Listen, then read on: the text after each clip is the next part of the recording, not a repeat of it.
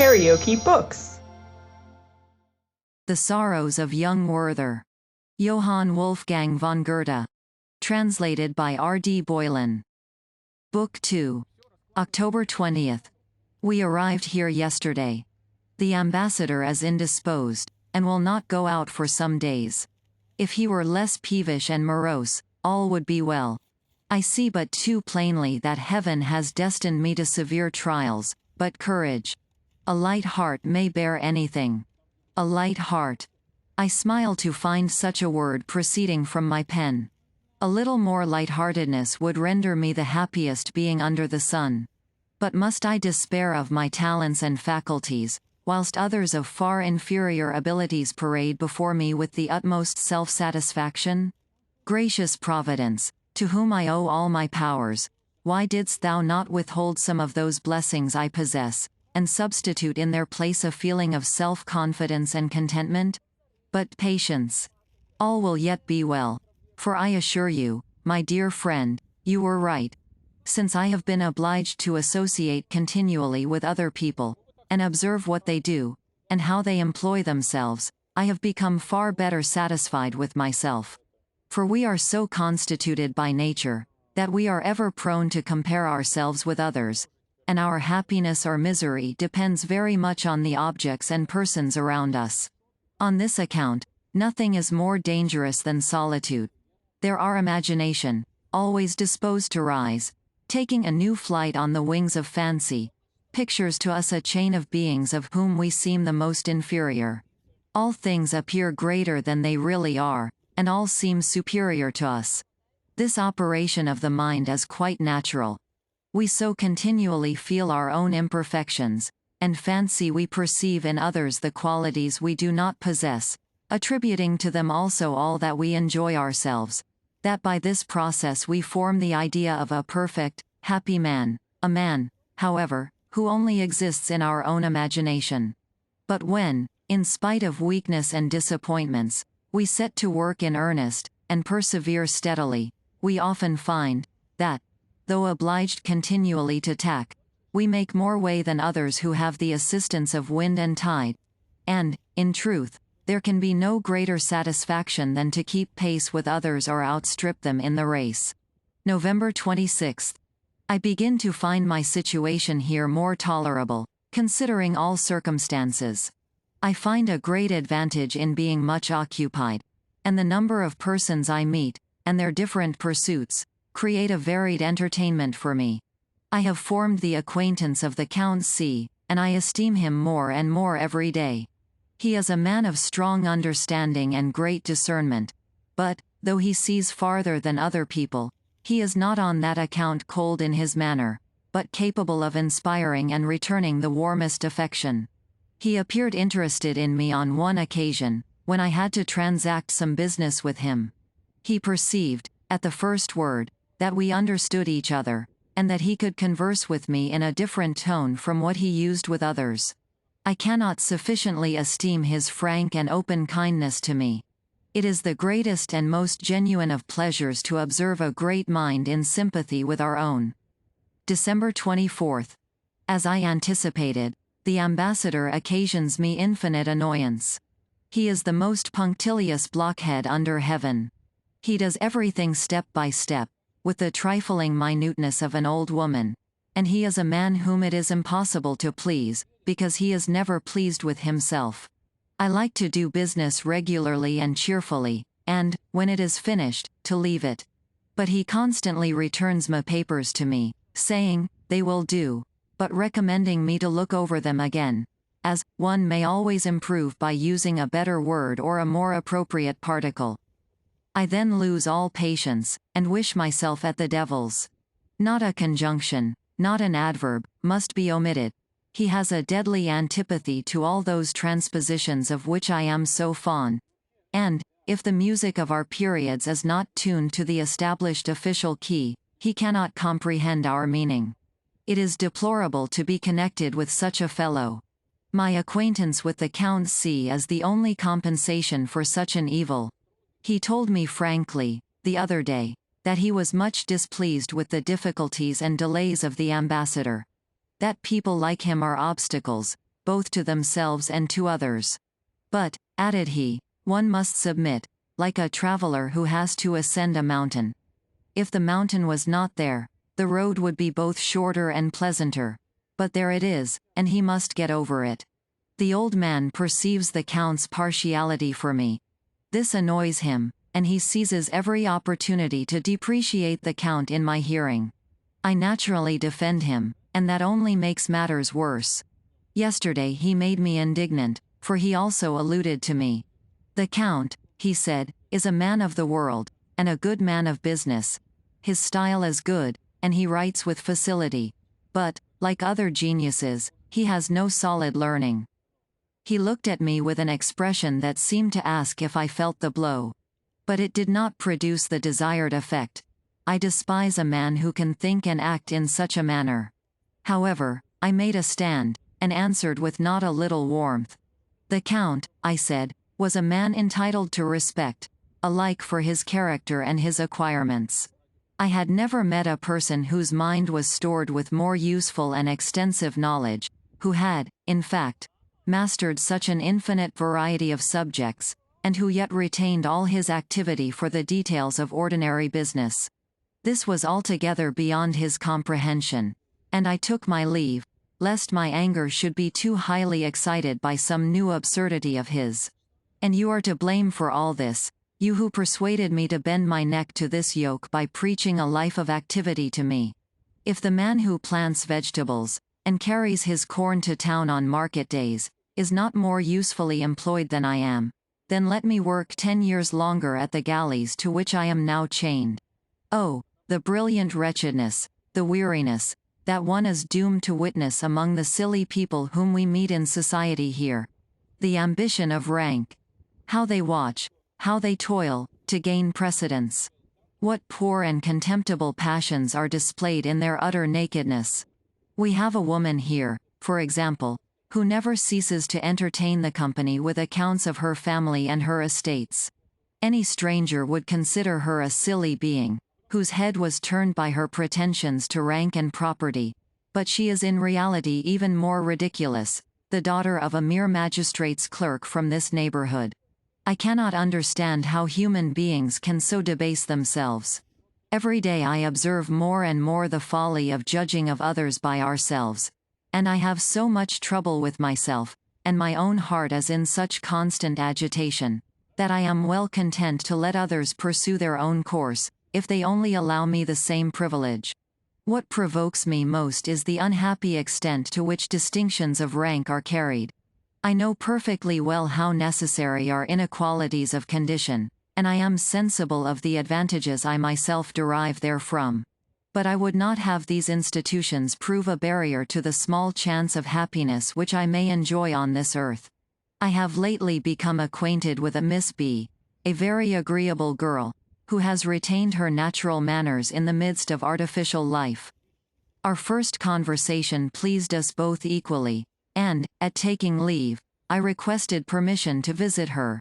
She consented in so obliging a manner, that I waited with impatience for the arrival of the happy moment.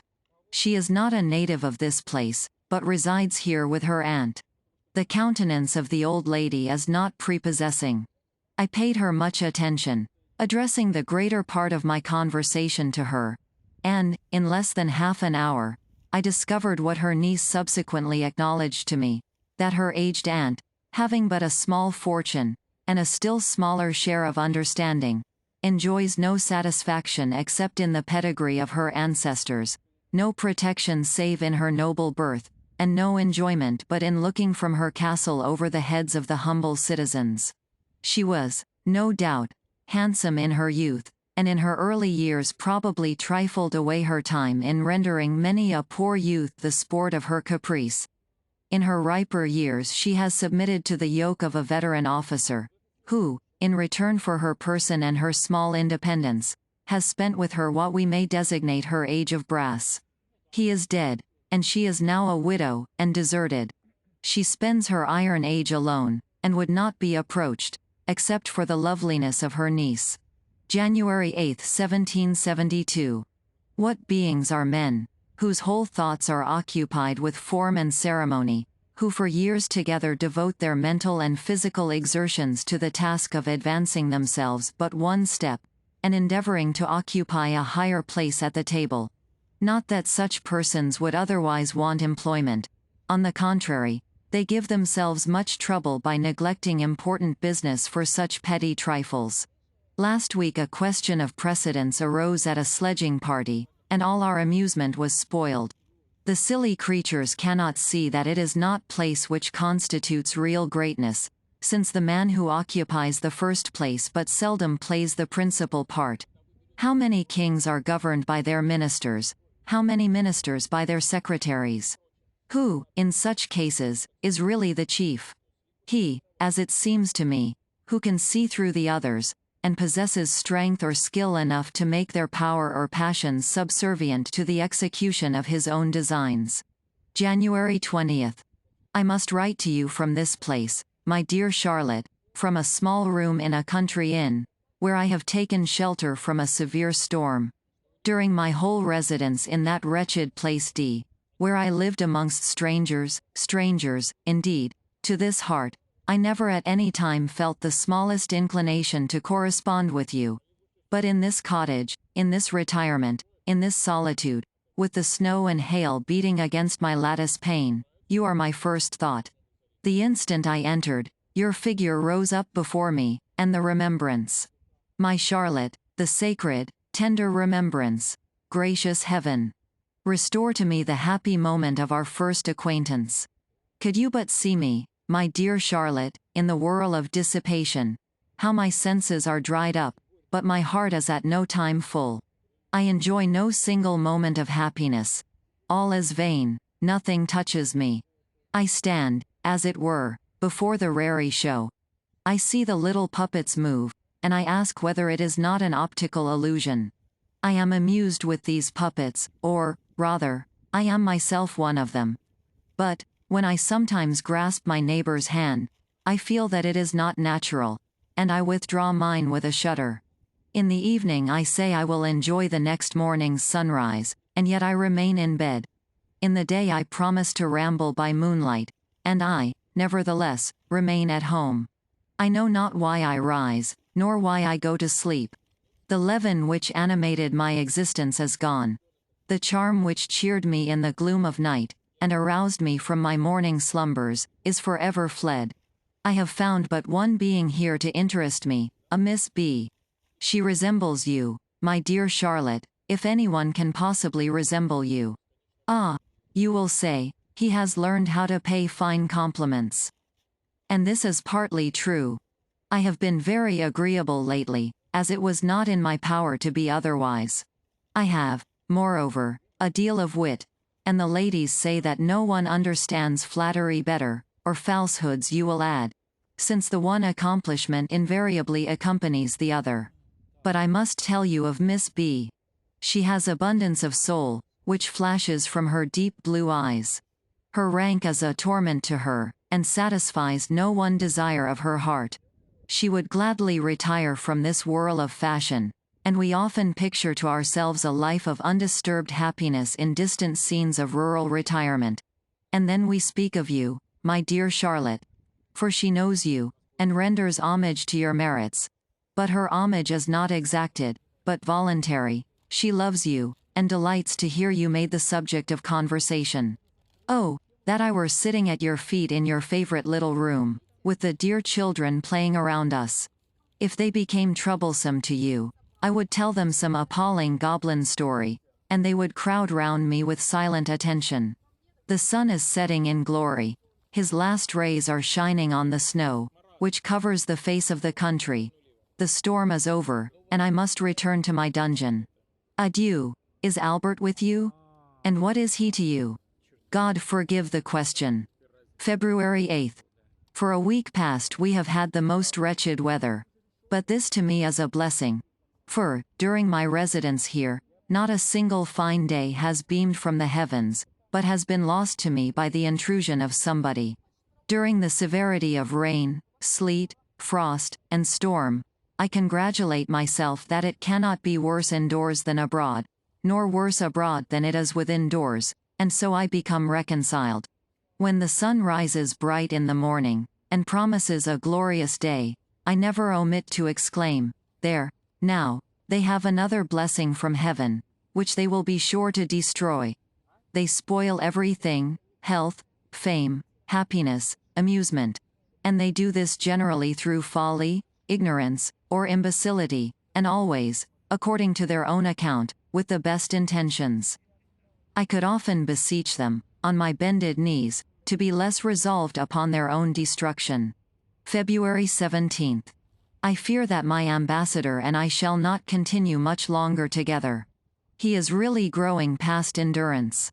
He transacts his business in so ridiculous a manner, that I am often compelled to contradict him and do things my own way, and then, of course, he thinks them very ill done. He complained of me lately on this account at court, and the minister gave me a reprimand, a gentle one it is true, but still a reprimand.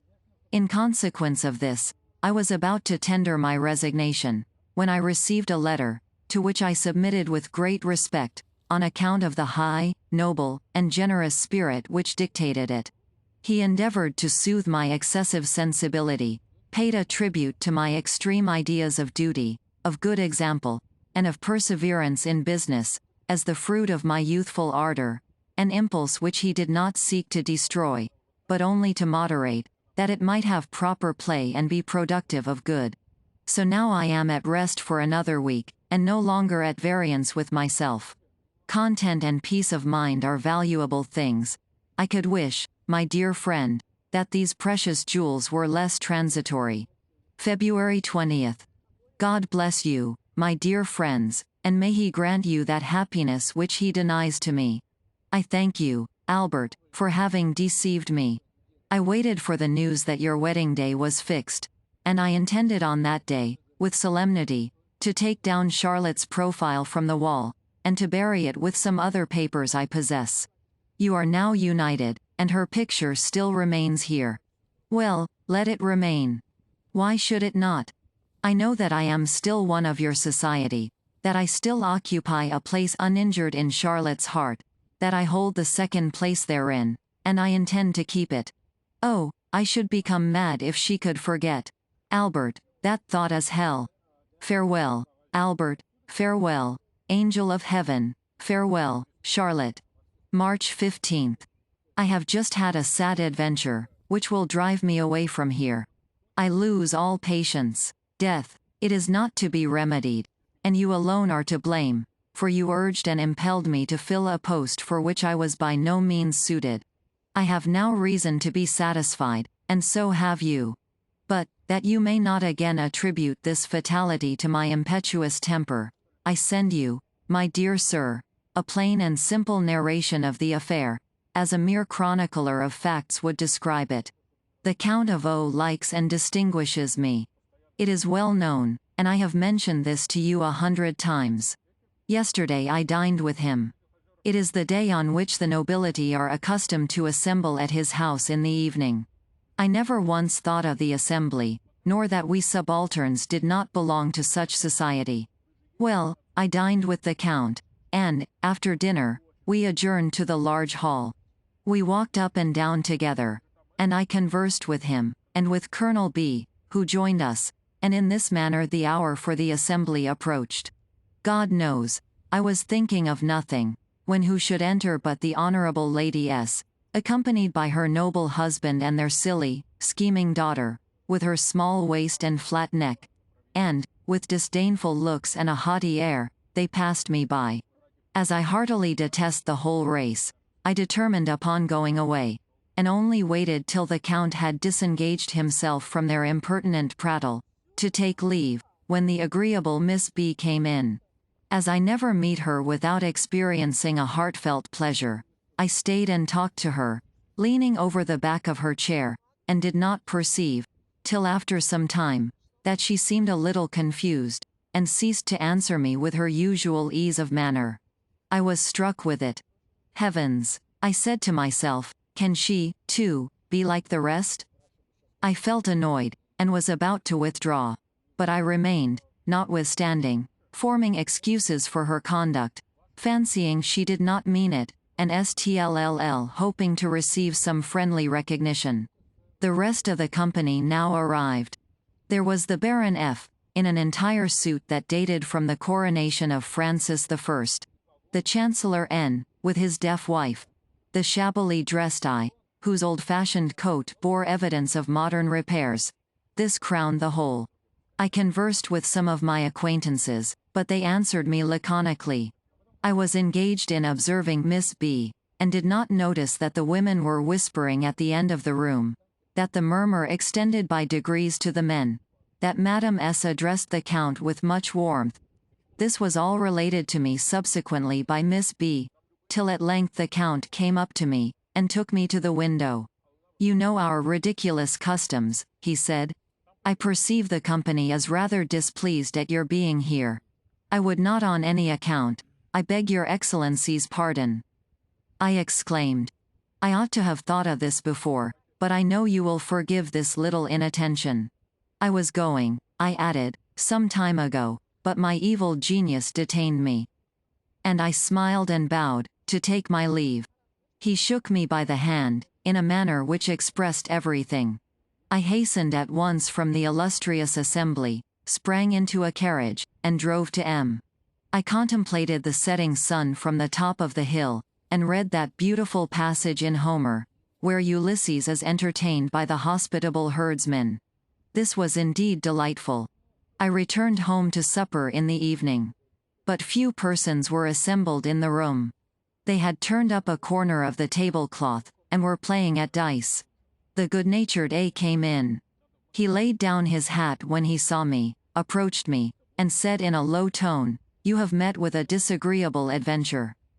I exclaimed. "The Count obliged you to withdraw from the assembly." "Deuce take the assembly," said I. "I was very glad to be gone. I am delighted," he added, "that you take it so lightly. I am only sorry that it is already so much spoken of." The circumstance then began to pain me. I fancied that every one who sat down, and even looked at me, was thinking of this incident, and my heart became embittered.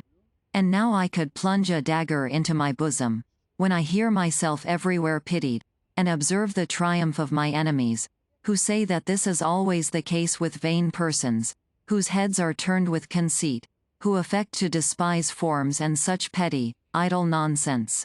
Say what you will of fortitude, but show me the man who can patiently endure the laughter of fools, when they have obtained an advantage over him. 'Tis only when their nonsense is without foundation that one can suffer it without complaint. March 16. Everything conspires against me. I met Miss B walking today. I could not help joining her, and, when we were at a little distance from her companions, I expressed my sense of her altered manner toward me. "Oh, Werther," she said, in a tone of emotion, "you, who know my heart, how could you so ill interpret my distress? What did I not suffer for you, from the moment you entered the room? I foresaw it all. 100 times was I on the point of mentioning it to you. I knew that the S&T, with their husbands, would quit the room, rather than remain in your company. I knew that the Count would not break with them, and now so much is said about it." "How?" I exclaimed, and endeavored to conceal my emotion, for all that Adeline had mentioned to me yesterday recurred to me painfully at that moment. "Oh, how much it has already cost me," said this amiable girl, while her eyes filled with tears. I could scarcely contain myself, and was ready to throw myself at her feet. "Explain yourself," I cried. Tears flowed down her cheeks. I became quite frantic. She wiped them away, without attempting to conceal them. "You know my aunt," she continued. "She was present, and in what light does she consider the affair? Last night, and this morning, Werther, I was compelled to listen to a lecture upon my acquaintance with you. I have been obliged to hear you condemned and depreciated, and I could not, I dared not, say much in your defense." Every word she uttered was a dagger to my heart. She did not feel what a mercy it would have been to conceal everything from me.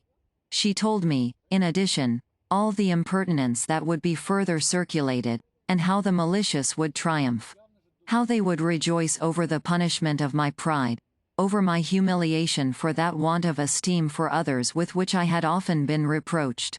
To hear all this, Wilhelm, uttered by her in a voice of the most sincere sympathy, awakened all my passions, and I am still in a state of extreme excitement.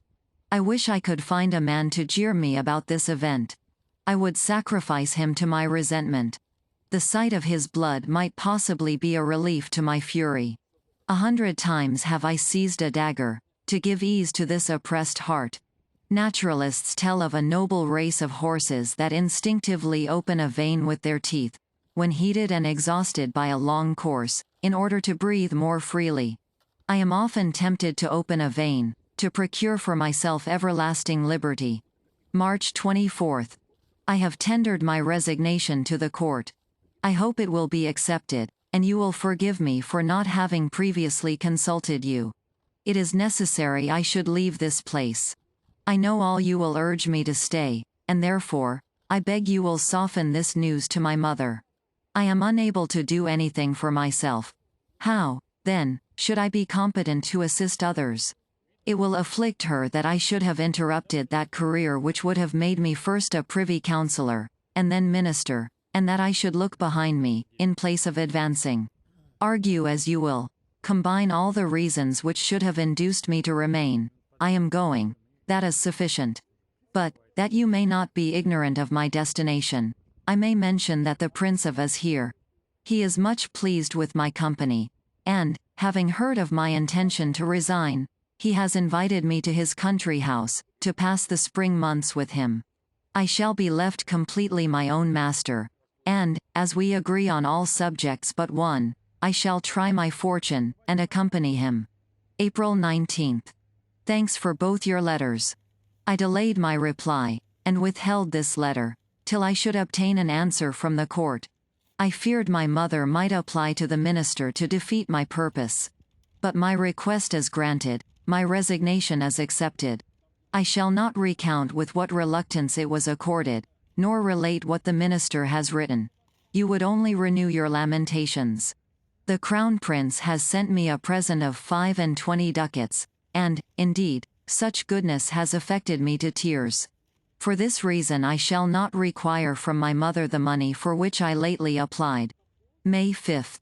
I leave this place tomorrow, and, as my native place is only 6 miles from the high road, I intend to visit it once more, and recall the happy dreams of my childhood. I shall enter at the same gate through which I came with my mother, when, after my father's death, she left that delightful retreat to immure herself in your melancholy town. Adieu, my dear friend. You shall hear of my future career. May 9. I have paid my visit to my native place with all the devotion of a pilgrim, and have experienced many unexpected emotions. Near the great elm tree, which is a quarter of a league from the village, I got out of the carriage, and sent it on before, that alone, and on foot, I might enjoy vividly and heartily all the pleasure of my recollections.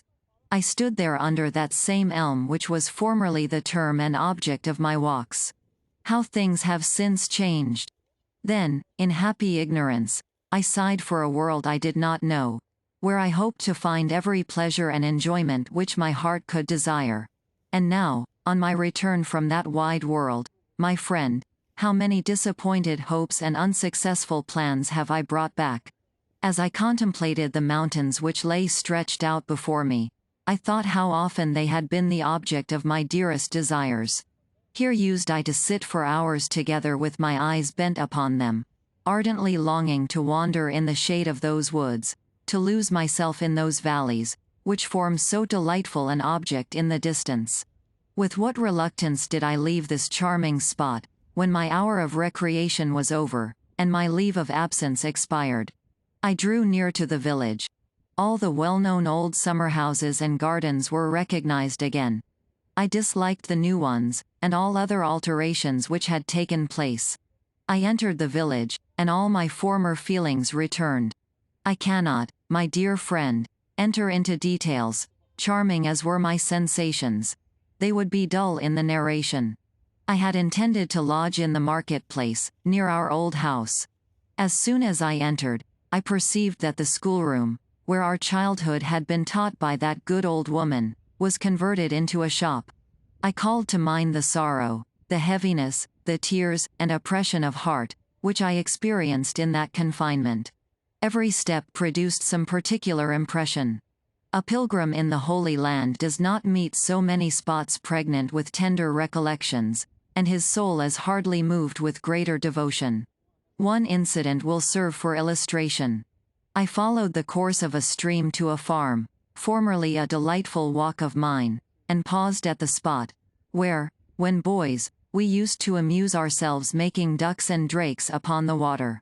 I recollected so well how I used formerly to watch the course of that same stream, following it with inquiring eagerness, forming romantic ideas of the countries it was to pass through, but my imagination was soon exhausted, while the water continued flowing farther and farther on, till my fancy became bewildered by the contemplation of an invisible distance. Exactly such, my dear friend, so happy and so confined, were the thoughts of our good ancestors. Their feelings and their poetry were fresh as childhood. And, when Ulysses talks of the immeasurable sea and boundless earth, his epithets are true, natural, deeply felt, and mysterious. Of what importance is it that I have learned, with every schoolboy, that the world is round? Man needs but little earth for enjoyment, and still less for his final repose. I am at present with the prince at his hunting lodge. He is a man with whom one can live happily. He is honest and unaffected. There are, however, some strange characters about him, whom I cannot at all understand. They do not seem vicious, and yet they do not carry the appearance of thoroughly honest men. Sometimes I am disposed to believe them honest, and yet I cannot persuade myself to confide in them. It grieves me to hear the prince occasionally talk of things which he has only read or heard of, and always with the same view in which they have been represented by others. He values my understanding and talents more highly than my heart, but I am proud of the latter only. It is the sole source of everything, of our strength, happiness, and misery. All the knowledge I possess everyone else can acquire, but my heart is exclusively my own. May 25th. I have had a plan in my head of which I did not intend to speak to you until it was accomplished. Now that it has failed, I may as well mention it. I wished to enter the army, and had long been desirous of taking the step. This, indeed, was the chief reason for my coming here with the prince, as he is a general in the service. I communicated my design to him during one of our walks together. He disapproved of it, and it would have been actual madness not to have listened to his reasons. June 11th. Say what you will, I can remain here no longer. Why should I remain? Time hangs heavy upon my hands. The prince is as gracious to me as anyone could be, and yet I am not at my ease. There is, indeed, nothing in common between us. He is a man of understanding, but quite of the ordinary kind. His conversation affords me no more amusement than I should derive from the perusal of a well-written book. I shall remain here a week longer, and then start again on my travels. My drawings are the best things I have done since I came here. The prince has a taste for the arts, and would improve if his mind were not fettered by cold rules and mere technical ideas. I often lose patience, when, with a glowing imagination, I am giving expression to art and nature, he interferes with learned suggestions, and uses at random the technical phraseology of artists. June 16th. Once more I am a wanderer, a pilgrim, through the world. But what else are you? June 16th. Whither am I going? I will tell you in confidence. I am obliged to continue a fortnight longer here, and then I think it would be better for me to visit the Mines Inn. But I am only deluding myself thus. The fact is, I wish to be near Charlotte again, that is all. I smile at the suggestions of my heart, and obey its dictates. July 29th. No, no. It is yet well, all is well. I her husband. God, who gave me being, if thou hadst destined this happiness for me, my whole life would have been one continual thanksgiving. But I will not murmur. Forgive these tears, forgive these fruitless wishes. She, my wife. Oh, The very thought of folding that dearest of heaven's creatures in my arms. Dear Wilhelm, my whole frame feels convulsed when I see Albert put his arms around her slender waist. And shall I avow it? Why should I not, Wilhelm? She would have been happier with me than with him. Albert is not the man to satisfy the wishes of such a heart. He wants a certain sensibility. He wants, in short, their hearts do not beat in unison. How often, my dear friend, in reading a passage from some interesting book, when my heart and Charlotte's seemed to meet, and in 100 other instances when our sentiments were unfolded by the story of some fictitious character, have I felt that we were made for each other. But, dear Wilhelm, he loves her with his whole soul, and what does not such a love deserve? I have been interrupted by an insufferable visit. I have dried my tears, and composed my thoughts. Adieu, my best friend. August 4th. I am not alone unfortunate. All men are disappointed in their hopes, and deceived in their expectations. I have paid a visit to my good old woman under the lime trees. The eldest boy ran out to meet me. His exclamation of joy brought out his mother, but she had a very melancholy look. Her first word was, "Alas! Dear sir, my little John is dead." He was the youngest of her children. I was silent. And my husband has returned from Switzerland without any money, and, if some kind people had not assisted him, he must have begged his way home. He was taken ill with fever on his journey. I could answer nothing, but made the little one a present. She invited me to take some fruit. I complied, and left the place with a sorrowful heart. August 21st. My sensations are constantly changing. Sometimes a happy prospect opens before me, but alas! It is only for a moment, and then, when I am lost in reverie, I cannot help saying to myself, if Albert were to die, yes, she would become, and I should be, and so I pursue a chimera, till it leads me to the edge of a precipice at which I shudder. When I pass through the same gate, and walk along the same road which first conducted me to Charlotte, my heart sinks within me at the change that has since taken place. All is altered. No sentiment, no pulsation of my heart, is the same. My sensations are such as would occur to some departed prince whose spirit should return to visit the superb palace which he had built in happy times, adorned with costly magnificence, and left to a beloved son, but whose glory he should find departed, and its halls deserted and in ruins. September 3rd. I sometimes cannot understand how she can love another, how she dares love another, when I love nothing in this world so completely, so devotedly, as I love her, when I know only her, and have no other possession. September 4th. It is even so. As nature puts on her autumn tints, it becomes autumn with me and around me. My leaves are sere and yellow, and the neighboring trees are divested of their foliage. Do you remember my writing to you about a peasant boy shortly after my arrival here? I have just made inquiries about him in Walheim. They say he has been dismissed from his service, and is now avoided by every one. I met him yesterday on the road, going to a neighboring village. I spoke to him, and he told me his story. It interested me exceedingly, as you will easily understand when I repeat it to you. But why should I trouble you? Why should I not reserve all my sorrow for myself? Why should I continue to give you occasion to pity and blame me? But no matter. This also is part of my destiny. At first the peasant lad answered my inquiries with a sort of subdued melancholy, which seemed to me the mark of a timid disposition. But, as we grew to understand each other, he spoke with less reserve, and openly confessed his faults, and lamented his misfortune. I wish, my dear friend, I could give proper expression to his language. He told me with a sort of pleasurable recollection, that, after my departure, his passion for his mistress increased daily, until at last he neither knew what he did nor what he said, nor what was to become of him.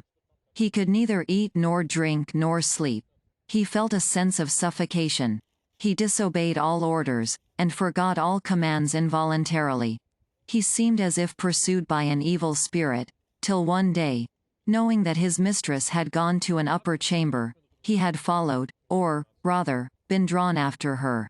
As she proved deaf to his entreaties, he had recourse to violence. He knows not what happened, but he called God to witness that his intentions to her were honorable, and that he desired nothing more sincerely than that they should marry, and pass their lives together.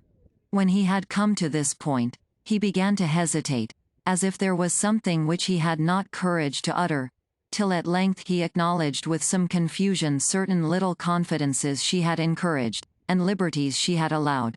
He broke off 2 or 3 times in his narration, and assured me most earnestly that he had no wish to make her bad, as he termed it, for he loved her still as sincerely as ever. That the tale had never before escaped his lips, and was only now told to convince me that he was not utterly lost and abandoned. And here, my dear friend, I must commence the old song which you know I utter eternally. If I could only represent the man as he stood, and stands now before me, could I only give his true expressions, you would feel compelled to sympathize in his fate. But enough. You, who know my misfortune and my disposition, can easily comprehend the attraction which draws me toward every unfortunate being, but particularly toward him whose story I have recounted. On perusing this letter a second time, I find I have omitted the conclusion of my tale, but it is easily supplied. She became reserved toward him, at the instigation of her brother who had long hated him, and desired his expulsion from the house, fearing that his sister's second marriage might deprive his children of the handsome fortune they expected from her, as she is childless. He was dismissed at length, and the whole affair occasioned so much scandal, that the mistress dared not take him back, even if she had wished it. She has since hired another servant, with whom, they say, her brother is equally displeased, and whom she is likely to marry. But my informant assures me that he himself is determined not to survive such a catastrophe. This story is neither exaggerated nor embellished. Indeed, I have weakened and impaired it in the narration, by the necessity of using the more refined expressions of society. This love, then, this constancy, this passion, is no poetical fiction. It is actual, and dwells in its greatest purity amongst that class of mankind whom we term rude, uneducated. We are the educated, not the perverted. But read this story with attention, I implore you. I am tranquil today, for I have been employed upon this narration. You see by my writing that I am not so agitated as usual. Read and reread this tale, Wilhelm. It is the history of your friend.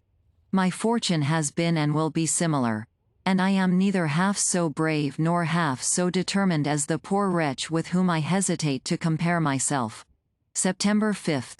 Charlotte had written a letter to her husband in the country, where he was detained by business. It commenced, "My dearest love, return as soon as possible. I await you with 1,000 raptures." A friend who arrived, brought word, that, for certain reasons, he could not return immediately. Charlotte's letter was not forwarded, and the same evening it fell into my hands. I read it, and smiled. She asked the reason. "What a heavenly treasure is imagination!" I exclaimed. I fancied for a moment that this was written to me. She paused, and seemed displeased. I was silent. September 6th. It cost me much to part with the blue coat which I wore the first time I danced with Charlotte. But I could not possibly wear it any longer. But I have ordered a new one, precisely similar, even to the collar and sleeves, as well as a new waistcoat and pantaloons. But it does not produce the same effect upon me. I know not how it is, but I hope in time I shall like it better. September 12th. She has been absent for some days. She went to meet Albert. Today I visited her. She rose to receive me, and I kissed her hand most tenderly. A canary at the moment flew from a mirror, and settled upon her shoulder. "Here is a new friend," she observed, while she made him perch upon her hand. "He is a present for the children. What a dear he is! Look at him. When I feed him, he flutters with his wings, and pecks so nicely. He kisses me, too, only look." She held the bird to her mouth, and he pressed her sweet lips with so much fervor that he seemed to feel the excess of bliss which he enjoyed. "He shall kiss you too," she added, and then she held the bird toward me. His little beak moved from her mouth to mine, and the delightful sensation seemed like the forerunner of the sweetest bliss. "A kiss," I observed, "does not seem to satisfy him. He wishes for food, and seems disappointed by these unsatisfactory endearments.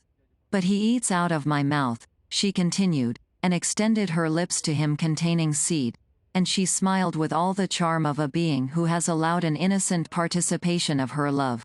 I turned my face away. She should not act thus. She ought not to excite my imagination with such displays of heavenly innocence and happiness, nor awaken my heart from its slumbers, in which it dreams of the worthlessness of life. And why not? Because she knows how much I love her. September 15th. It makes me wretched, Wilhelm, to think that there should be men incapable of appreciating the few things which possess a real value in life. You remember the walnut trees at S, under which I used to sit with Charlotte, during my visits to the worthy old vicar. Those glorious trees, the very sight of which has so often filled my heart with joy, how they adorned and refreshed the parsonage yard, with their wide extended branches. And how pleasing was our remembrance of the good old pastor, by whose hands they were planted so many years ago. The schoolmaster has frequently mentioned his name. He had it from his grandfather. He must have been a most excellent man, and, under the shade of those old trees, his memory was ever venerated by me. The schoolmaster informed us yesterday, with tears in his eyes, that those trees had been felled. Yes, cut to the ground. I could, in my wrath, have slain the monster who struck the first stroke. And I must endure this. I, who, if I had had 2 such trees in my own court, and one had died from old age, should have wept with real affliction. But there is some comfort left, such a thing as sentiment. The whole village murmurs at the misfortune. And I hope the vicar's wife will soon find, by the cessation of the villagers' presence, how much she has wounded the feelings of the neighborhood. It was she who did it, the wife of the present incumbent. Our good old man is dead, a tall, sickly creature, who is so far right to disregard the world, as the world totally disregards her. The silly being affects to be learned, pretends to examine the canonical books, lends her aid toward the new-fashioned reformation of Christendom, moral and critical, and shrugs up her shoulders at the mention of Lavater's enthusiasm. Her health is destroyed, on account of which she is prevented from having any enjoyment here below. Only such a creature could have cut down my walnut trees. I can never pardon it. Hear her reasons. The falling leaves made the court wet and dirty. The branches obstructed the light. Boys threw stones at the nuts when they were ripe, and the noise affected her nerves, and disturbed her profound meditations, when she was weighing the difficulties of Kennicott, Semler, and Michaelis. Finding that all the parish, particularly the old people, were displeased, I asked why they allowed it. "Ah, sir," they replied, "when the steward orders, what can we poor peasants do?" But one thing has happened well. The steward and the vicar, who, for once, thought to reap some advantage from the caprices of his wife, intended to divide the trees between them. The revenue office, being informed of it, revived an old claim to the ground where the trees had stood, and sold them to the best bidder. There they still lie on the ground. If I were the sovereign, I should know how to deal with them all, vicar, steward, and revenue office. Sovereign, did I say? I should, in that case, care little about the trees that grew in the country. October 10th. Only to gaze upon her dark eyes is to me a source of happiness. And what grieves me, is, that Albert does not seem so happy as he hoped to be, as I should have been, if I am no friend to these pauses, but here I cannot express it otherwise, and probably I am explicit enough. October 12th. Ossian has superseded Homer in my heart. To what a world does the illustrious bard carry me! To wander over pathless wilds, surrounded by impetuous whirlwinds, where, by the feeble light of the moon, We see the spirits of our ancestors. To hear from the mountaintops, mid the roar of torrents, their plaintive sounds issuing from deep caverns, and the sorrowful lamentations of a maiden who sighs and expires on the mossy tomb of the warrior by whom she was adored. I meet this bard with silver hair. He wanders in the valley. He seeks the footsteps of his fathers, and, alas, he finds only their tombs. Then, contemplating the pale moon, as she sinks beneath the waves of the rolling sea, the memory of bygone days strikes the mind of the hero. Days when approaching danger invigorated the brave, and the moon shone upon his bark laden with spoils, and returning in triumph. When I read in his countenance deep sorrow, when I see his dying glory sink exhausted into the grave, as he inhales new and heart-thrilling delight from his approaching union with his beloved, and he casts a look on the cold earth and the tall grass which is so soon to cover him, and then exclaims, "The traveler will come, he will come who has seen my beauty, and he will ask, where is the bard, where is the illustrious son of Fingal? He will walk over my tomb, and will seek me in vain." Then, O my friend, I could instantly, like a true and noble knight, draw my sword, and deliver my prince from the long and painful languor of a living death, and dismiss my own soul to follow the demigod whom my hand had set free. October 19th.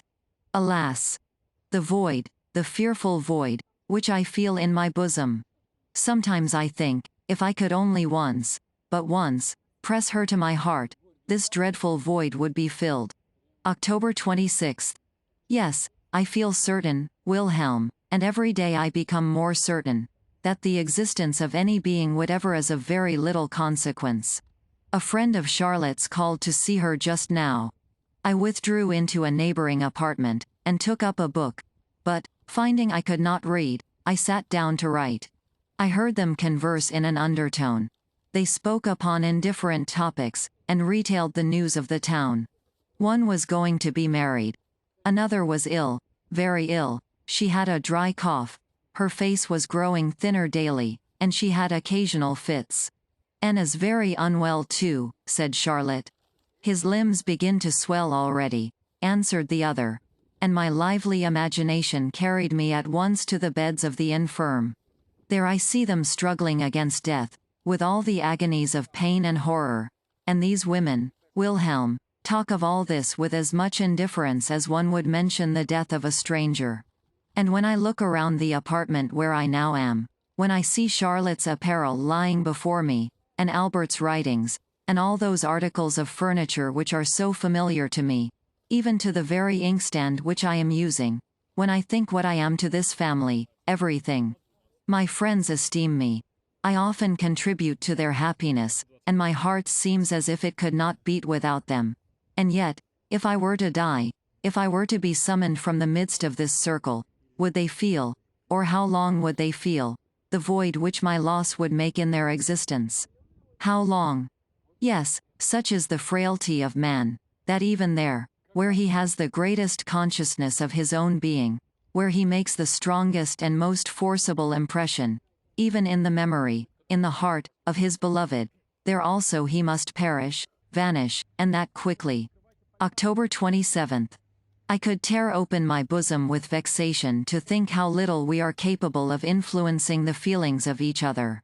No one can communicate to me those sensations of love, joy, rapture, and delight which I do not naturally possess.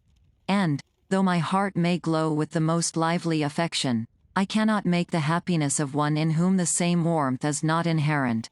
October 27th. Evening. I possess so much, but my love for her absorbs it all. I possess so much, but without her I have nothing. October 30th. 100 times have I been on the point of embracing her. Heavens! What a torment it is to see so much loveliness passing and repassing before us, and yet not dare to lay hold of it. And laying hold is the most natural of human instincts. Do not children touch everything they see? And I. November 3rd. Witness, Heaven, how often I lie down in my bed with a wish, and even a hope, that I may never awaken again. And in the morning, when I open my eyes, I behold the sun once more, and am wretched. If I were whimsical, I might blame the weather, or an acquaintance, or some personal disappointment, for my discontented mind, and then this insupportable load of trouble would not rest entirely upon myself. But, alas! I feel it too sadly. I am alone the cause of my own woe, am I not? Truly, my own bosom contains the source of all my sorrow, as it previously contained the source of all my pleasure. Am I not the same being who once enjoyed an excess of happiness, who, at every step, saw paradise open before him, and whose heart was ever expanded toward the whole world? And this heart is now dead, no sentiment can revive it. My eyes are dry, and my senses, no more refreshed by the influence of soft tears, wither and consume my brain. I suffer much, for I have lost the only charm of life. That active, sacred power which created worlds around me, it is no more. When I look from my window at the distant hills, and behold the morning sun breaking through the mists, and illuminating the country around, which is still wrapped in silence, whilst the soft stream winds gently through the willows, which have shed their leaves, when glorious nature displays all her beauties before me, and her wondrous prospects are ineffectual to extract one tear of joy from my withered heart, I feel that in such a moment I stand like a reprobate before heaven, hardened, insensible, and unmoved. Oftentimes do I then bend my knee to the earth, and implore God for the blessing of tears, as the desponding laborer in some scorching climate prays for the dews of heaven to moisten his parched corn. But I feel that God does not grant sunshine or rain to our importunate entreaties. And oh, those bygone days, whose memory now torments me. Why were they so fortunate? Because I then waited with patience for the blessings of the Eternal, and received his gifts with the grateful feelings of a thankful heart. November 8.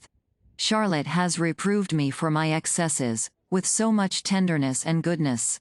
I have lately been in the habit of drinking more wine than heretofore. Don't do it, she said. Think of Charlotte, think of you, I answered. Need you bid me do so? Think of you. I do not think of you. You are ever before my soul.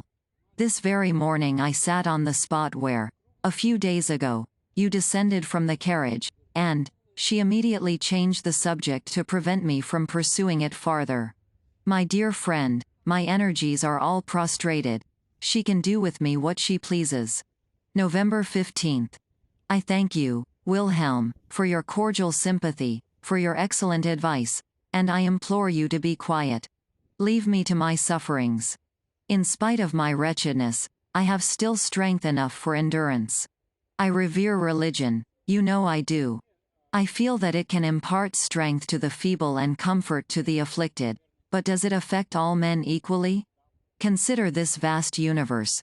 You will see thousands for whom it has never existed, thousands for whom it will never exist, whether it be preached to them, or not, and must it, then, necessarily exist for me?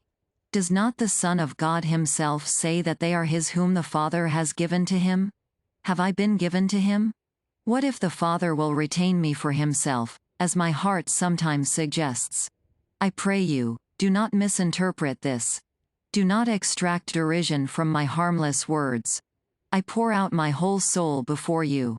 Silence were otherwise preferable to me, but I need not shrink from a subject of which few know more than I do myself. What is the destiny of man, but to fill up the measure of his sufferings, and to drink his allotted cup of bitterness? And if that same cup proved bitter to the God of heaven, under a human form, why should I affect a foolish pride, and call it sweet?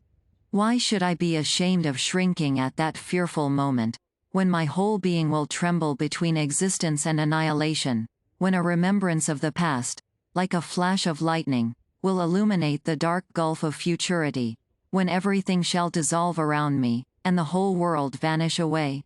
Is not this the voice of a creature oppressed beyond all resource, self-deficient, about to plunge into inevitable destruction, and groaning deeply at its inadequate strength? My God! My God! Why hast thou forsaken me? And should I feel ashamed to utter the same expression? Should I not shudder at a prospect which had its fears, even for him who folds up the heavens like a garment? November 21st. She does not feel, she does not know, that she is preparing a poison which will destroy us both. And I drink deeply of the draught which is to prove my destruction. What mean those looks of kindness with which she often, no, not often, but sometimes, regards me, that complacency with which she hears the involuntary sentiments which frequently escape me, and the tender pity for my sufferings which appears in her countenance? Yesterday, when I took leave, she seized me by the hand, and said, "Adieu, dear Werther." Dear Werther. It was the first time she ever called me dear. The sound sunk deep into my heart. I have repeated it 100 times, and last night, on going to bed, and talking to myself of various things, I suddenly said, "Good night, dear Werther," and then could not but laugh at myself. November 22nd. I cannot pray, leave her to me, and yet she often seems to belong to me. I cannot pray, give her to me, for she is another's. In this way I affect mirth over my troubles, and, if I had time, I could compose a whole litany of antitheses. November 24th. She is sensible of my sufferings. This morning her look pierced my very soul. I found her alone, and she was silent. She steadfastly surveyed me. I no longer saw in her face the charms of beauty or the fire of genius. These had disappeared. But I was affected by an expression much more touching, a look of the deepest sympathy and of the softest pity. Why was I afraid to throw myself at her feet? Why did I not dare to take her in my arms, and answer her by 1,000 kisses? She had recourse to her piano for relief, and in a low and sweet voice accompanied the music with delicious sounds. Her lips never appeared so lovely. They seemed but just to open, that they might imbibe the sweet tones which issued from the instrument, and return the heavenly vibration from her lovely mouth. Oh! Who can express my sensations? I was quite overcome, and, bending down, pronounced this vow: "Beautiful lips, which the angels guard, never will I seek to profane your purity with a kiss." And yet, my friend, oh, I wish, but my heart is darkened by doubt and indecision. Could I but taste felicity, and then die to expiate the sin. What sin? November 26th. Oftentimes I say to myself, "Thou alone art wretched. All other mortals are happy, none are distressed like thee." Then I read a passage in an ancient poet, and I seem to understand my own heart. I have so much to endure. Have men before me ever been so wretched? November 30th. I shall never be myself again. Wherever I go, some fatality occurs to distract me. Even today, alas for our destiny! Alas for human nature! About dinner time I went to walk by the riverside, for I had no appetite. Everything around seemed gloomy. A cold and damp easterly wind blew from the mountains, and black, heavy clouds spread over the plain. I observed at a distance a man in a tattered coat. He was wandering among the rocks, and seemed to be looking for plants. When I approached, he turned round at the noise, and I saw that he had an interesting countenance in which a settled melancholy, strongly marked by benevolence, formed the principal feature. His long black hair was divided, and flowed over his shoulders. As his garb betokened a person of the lower order, I thought he would not take it ill if I inquired about his business, and I therefore asked what he was seeking. He replied, with a deep sigh, that he was looking for flowers, and could find none. "But it is not the season," I observed, with a smile. "Oh, there are so many flowers," he answered, as he came nearer to me. "In my garden there are roses and honeysuckles of 2 sorts. One sort was given to me by my father. They grow as plentifully as weeds. I have been looking for them these 2 days, and cannot find them. There are flowers out there, yellow, blue, and red, and that centauri has a very pretty blossom, but I can find none of them." I observed his peculiarity, and therefore asked him, with an air of indifference, what he intended to do with his flowers. A strange smile overspread his countenance. Holding his finger to his mouth, he expressed a hope that I would not betray him. and he then informed me that he had promised to gather a nosegay for his mistress. "That is right," said I. "Oh," he replied, "she possesses many other things as well. She is very rich." "And yet," I continued, "she likes your nosegays." "Oh, she has jewels and crowns," he exclaimed. I asked who she was. "If the States General would but pay me," he added, "I should be quite another man. Alas! There was a time when I was so happy. But that is past, and I am now." He raised his swimming eyes to heaven. "And you were happy once?" I observed. "Ah, would I were so still," was his reply. "I was then as gay and contented as a man can be." An old woman, who was coming toward us, now called out, "Henry, Henry! Where are you? We have been looking for you everywhere. Come to dinner." "Is he your son?" I inquired, as I went toward her. "Yes," she said, "he is my poor, unfortunate son. The Lord has sent me a heavy affliction." I asked whether he had been long in this state. She answered, "He has been as calm as he is at present for about 6 months. I thank heaven that he has so far recovered. He was for 1 whole year quite raving, and chained down in a madhouse. Now he injures no one, but talks of nothing else than kings and queens. He used to be a very good, quiet youth, and helped to maintain me. He wrote a very fine hand. But all at once he became melancholy, was seized with a violent fever, grew distracted, and is now as you see. If I were only to tell you, sir," I interrupted her by asking what period it was in which he boasted of having been so happy. "Poor boy," she exclaimed, with a smile of compassion. "He means the time when he was completely deranged. A time he never ceases to regret. When he was in the madhouse, and unconscious of everything." I was thunderstruck. I placed a piece of money in her hand, and hastened away. "You were happy," I exclaimed, as I returned quickly to the town, "as gay and contented as a man can be. God of heaven! And is this the destiny of man? Is he only happy before he has acquired his reason, or after he has lost it? Unfortunate being! And yet I envy your fate. I envy the delusion to which you are a victim. You go forth with joy to gather flowers for your princess, in winter, and grieve when you can find none, and cannot understand why they do not grow. But I wander forth without joy, without hope, without design, and I return as I came. You fancy what a man you would be if the States General paid you.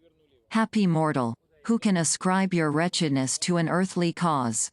You do not know, you do not feel, that in your own distracted heart and disordered brain dwells the source of that unhappiness which all the potentates on earth cannot relieve. Let that man die unconsoled who can deride the invalid for undertaking a journey to distant, healthful springs, where he often finds only a heavier disease and a more painful death, or who can exult over the despairing mind of a sinner, who, to obtain peace of conscience and an alleviation of misery, makes a pilgrimage to the Holy Sepulchre. Each laborious step which galls his wounded feet in rough and untrodden paths pours a drop of balm into his troubled soul, and the journey of many a weary day brings a nightly relief to his anguished heart. Will you dare call this enthusiasm, ye crowd of pompous declaimers? Enthusiasm! O God! Thou seest my tears. Thou hast allotted us our portion of misery. Must we also have brethren to persecute us, to deprive us of our consolation, of our trust in Thee, and in Thy love and mercy? For our trust in the virtue of the healing root, or in the strength of the vine, what is it else than a belief in Thee from whom all that surrounds us derives its healing and restoring powers? Father, whom I know not, who wert once wont to fill my soul, but who now hiddest Thy face from me, call me back to Thee. Be silent no longer. Thy silence shall not delay a soul which thirsts after Thee. What man, what father, could be angry with a son for returning to him suddenly, for falling on his neck, and exclaiming, "I am here again, my Father. Forgive me if I have anticipated my journey, and returned before the appointed time." The world is everywhere the same, a scene of labor and pain, of pleasure and reward. But what does it all avail? I am happy only where thou art, and in thy presence am I content to suffer or enjoy. And wouldst thou, Heavenly Father, banish such a child from thy presence? December 1st. Wilhelm, the man about whom I wrote to you, that man so enviable in his misfortunes, was secretary to Charlotte's father, and an unhappy passion for her which he cherished, concealed, and at length discovered, caused him to be dismissed from his situation. This made him mad. Think, whilst you peruse this plain narration, what an impression the circumstance has made upon me. But it was related to me by Albert with as much calmness as you will probably peruse it. December 4th. I implore your attention. It is all over with me, I can support this state no longer. Today I was sitting by Charlotte. She was playing upon her piano a succession of delightful melodies, with such intense expression. Her little sister was dressing her doll upon my lap. The tears came into my eyes. I leaned down, and looked intently at her wedding ring. My tears fell. Immediately she began to play that favorite, that divine, air which has so often enchanted me. I felt comfort from a recollection of the past, of those bygone days when that air was familiar to me, and then I recalled all the sorrows and the disappointments which I had since endured. I paced with hasty strides through the room. My heart became convulsed with painful emotions. At length I went up to her, and exclaimed with eagerness, "For heaven's sake, play that air no longer." She stopped, and looked steadfastly at me. She then said, with a smile which sunk deep into my heart, "Werther, you are ill. Your dearest food is distasteful to you. But go, I entreat you, and endeavor to compose yourself." I tore myself away. God, thou seest my torments, and wilt end them. December 6th. How her image haunts me. Waking or asleep, she fills my entire soul. Soon as I close my eyes, here, in my brain, where all the nerves of vision are concentrated, her dark eyes are imprinted. Here, I do not know how to describe it. But, if I shut my eyes, hers are immediately before me. Dark as an abyss they open upon me, and absorb my senses. And what is man? That boasted demigod. Do not his powers fail when he most requires their use? And whether he soar in joy, or sink in sorrow, is not his career in both inevitably arrested? And, whilst he fondly dreams that he is grasping at infinity, does he not feel compelled to return to a consciousness of his cold, monotonous existence? The editor to the reader.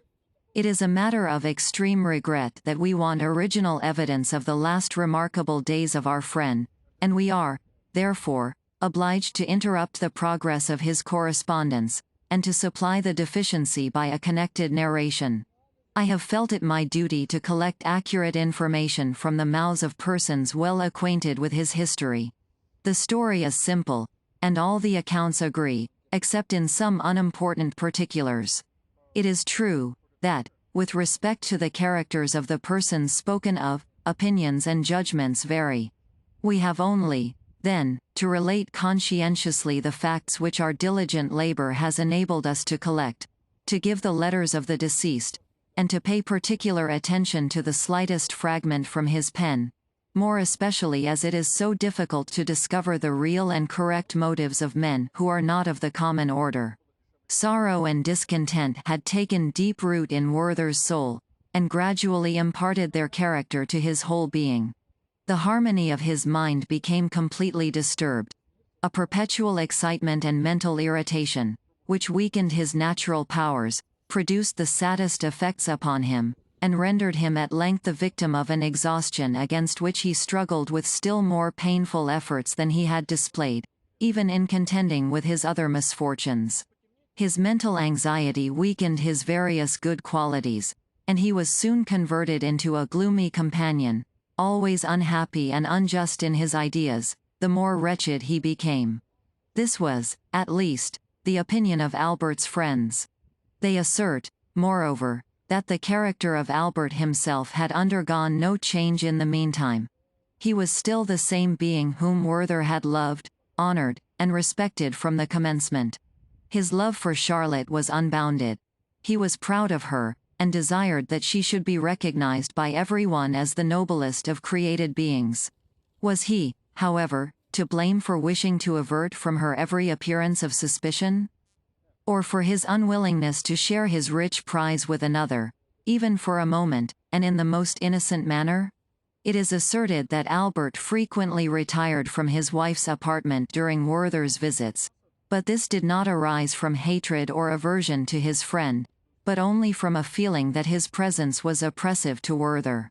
Charlotte's father, who was confined to the house by indisposition, was accustomed to send his carriage for her, that she might make excursions in the neighborhood. One day the weather had been unusually severe, and the whole country was covered with snow. Werther went for Charlotte the following morning, in order that, if Albert were absent, he might conduct her home. The beautiful weather produced but little impression on his troubled spirit.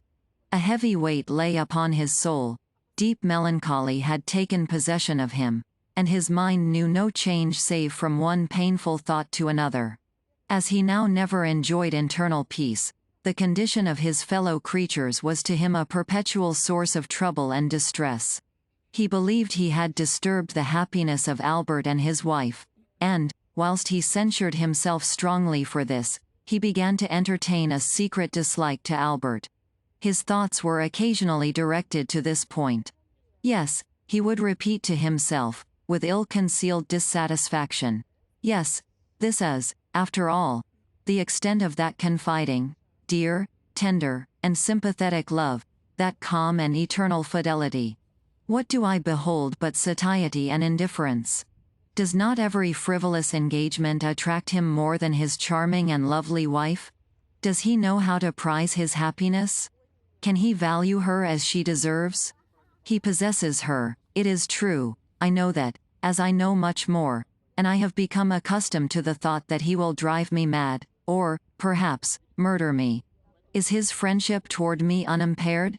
Does he not view my attachment to Charlotte as an infringement upon his rights, and consider my attention to her as a silent rebuke to himself? I know, and indeed feel, that he dislikes me, that he wishes for my absence, that my presence is hateful to him. He would often pause when on his way to visit Charlotte, stand still, as though in doubt, and seem desirous of returning, but would nevertheless proceed. And, engaged in such thoughts and soliloquies as we have described, he finally reached the hunting lodge, with a sort of involuntary consent. Upon one occasion he entered the house, and, inquiring for Charlotte, he observed that the inmates were in a state of unusual confusion. The eldest boy informed him that a dreadful misfortune had occurred at Walheim, that a peasant had been murdered. But this made little impression upon him. Entering the apartment, he found Charlotte engaged reasoning with her father, who, in spite of his infirmity, insisted on going to the scene of the crime, in order to institute an inquiry. The criminal was unknown. The victim had been found dead at his own door that morning. Suspicions were excited. The murdered man had been in the service of a widow, and the person who had previously filled the situation had been dismissed from her employment. As soon as Werther heard this, he exclaimed with great excitement, "Is it possible? I must go to the spot, I cannot delay a moment." He hastened to Walheim. Every incident returned vividly to his remembrance, and he entertained not the slightest doubt that that man was the murderer to whom he had so often spoken, and for whom he entertained so much regard. His way took him past the well-known lime trees, to the house where the body had been carried, and his feelings were greatly excited at the sight of the fondly recollected spot. That threshold where the neighbors' children had so often played together was stained with blood. Love and attachment, the noblest feelings of human nature, had been converted into violence and murder. The huge trees stood there leafless and covered with hoarfrost. The beautiful hedgerows which surrounded the old churchyard wall were withered, and the gravestones, half covered with snow, were visible through the openings. As he approached the inn, in front of which the whole village was assembled, screams were suddenly heard. A troop of armed peasants was seen approaching, and every one exclaimed that the criminal had been apprehended. Werther looked, and was not long in doubt. The prisoner was no other than the servant, who had been formerly so attached to the widow, and whom he had met prowling about, with that suppressed anger and ill-concealed despair, which we have before described. "What have you done, unfortunate man?" inquired Werther, as he advanced toward the prisoner. The latter turned his eyes upon him in silence, and then replied with perfect composure, "No one will now marry her, and she will marry no one." The prisoner was taken in the inn, and Werther left the place. The mind of Werther was fearfully excited by this shocking occurrence. He ceased, however, to be oppressed by his usual feeling of melancholy, moroseness and indifference to everything that passed around him. He entertained a strong degree of pity for the prisoner and was seized with an indescribable anxiety to save him from his impending fate. He considered him so unfortunate, he deemed his crime so excusable, and thought his own condition so nearly similar, that he felt convinced he could make everyone else view the matter in the light in which he saw it himself. He now became anxious to undertake his defense, and commenced composing an eloquent speech for the occasion, and, on his way to the hunting lodge, he could not refrain from speaking aloud the statement which he resolved to make to the judge. Upon his arrival, he found Albert had been before him, and he was a little perplexed by this meeting, but he soon recovered himself, and expressed his opinion with much warmth to the judge. The latter shook his head doubtingly, and although Werther urged his case with the utmost zeal, feeling, and determination in defense of his client, yet, as we may easily suppose, the judge was not much influenced by his appeal. On the contrary, he interrupted him in his address, reasoned with him seriously, and even administered a rebuke to him for becoming the advocate of a murderer. He demonstrated that, according to this precedent, every law might be violated, and the public security utterly destroyed. He added, moreover, that in such a case he could himself do nothing, without incurring the greatest responsibility, that everything must follow in the usual course, and pursue the ordinary channel. Werther, however, did not abandon his enterprise and even besought the judge to connive at the flight of the prisoner. But this proposal was peremptorily rejected. Albert, who had taken some part in the discussion, coincided in opinion with the judge. At this Werther became enraged, and took his leave in great anger, after the judge had more than once assured him that the prisoner could not be saved. The excess of his grief at this assurance may be inferred from a note we have found amongst his papers, and which was doubtless written upon this very occasion. "You cannot be saved, unfortunate man. I see clearly that we cannot be saved." Werther was highly incensed at the observations which Albert had made to the judge in this matter of the prisoner. He thought he could detect therein a little bitterness toward himself personally, and although, upon reflection, it could not escape his sound judgment that their view of the matter was correct, he felt the greatest possible reluctance to make such an admission. A memorandum of Werther's upon this point, expressive of his general feelings toward Albert, has been found amongst his papers. What is the use of my continually repeating that he is a good and estimable man? He is an inward torment to me, and I am incapable of being just toward him. One fine evening in winter, when the weather seemed inclined to thaw, Charlotte and Albert were returning home together. The former looked from time to time about her, as if she missed Werther's company. Albert began to speak of him, and censured him for his prejudices. He alluded to his unfortunate attachment, and wished it were possible to discontinue his acquaintance. "I desire it on our own account," he added, "and I request you will compel him to alter his deportment toward you, and to visit you less frequently. The world is censorious, and I know that here and there we are spoken of." Charlotte made no reply, and Albert seemed to feel her silence. At least, from that time, he never again spoke of Werther, and, when she introduced the subject, he allowed the conversation to die away, or else he directed the discourse into another channel. The vain attempt Werther had made to save the unhappy murderer was the last feeble glimmering of a flame about to be extinguished. He sank almost immediately afterward into a state of gloom and inactivity. until he was at length brought to perfect distraction by learning that he was to be summoned as a witness against the prisoner, who asserted his complete innocence. His mind now became oppressed by the recollection of every misfortune of his past life. The mortification he had suffered at the ambassadors, and his subsequent troubles, were revived in his memory. He became utterly inactive. Destitute of energy, he was cut off from every pursuit and occupation which compose the business of common life, and he became a victim to his own susceptibility, and to his restless passion for the most amiable and beloved of women, whose peace he destroyed. In this unvarying monotony of existence his days were consumed, and his powers became exhausted without aim or design, until they brought him to a sorrowful end. A few letters which he left behind, and which we here subjoin, afford the best proofs of his anxiety of mind and of the depth of his passion, as well as of his doubts and struggles, and of his weariness of life. December 12. Dear Wilhelm, I am reduced to the condition of those unfortunate wretches who believe they are pursued by an evil spirit. Sometimes I am oppressed, not by apprehension or fear, but by an inexpressible internal sensation, which weighs upon my heart, and impedes my breath. Then I wander forth at night, even in this tempestuous season, and feel pleasure in surveying the dreadful scenes around me. Yesterday evening I went forth. A rapid thaw had suddenly set in.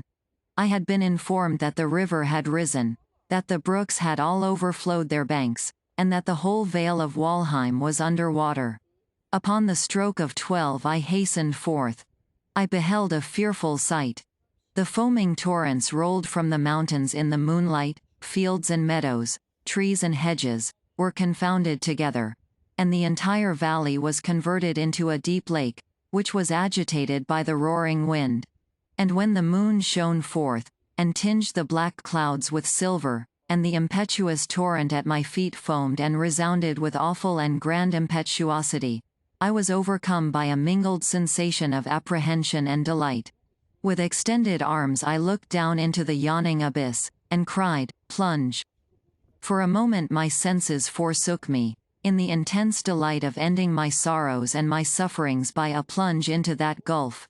And then I felt as if I were rooted to the earth, and incapable of seeking an end to my woes. But my hour is not yet come. I feel it is not. O Wilhelm! How willingly could I abandon my existence to ride the whirlwind, or to embrace the torrent. And then might not rapture perchance be the portion of this liberated soul? I turned my sorrowful eyes toward a favorite spot, where I was accustomed to sit with Charlotte beneath a willow after a fatiguing walk. Alas! It was covered with water, and with difficulty I found even the meadow. And the fields around the hunting lodge, thought I. Has our dear bower been destroyed by this unpitying storm? And a beam of past happiness streamed upon me, as the mind of a captive is illumined by dreams of flocks and herds and bygone joys of home. But I am free from blame. I have courage to die.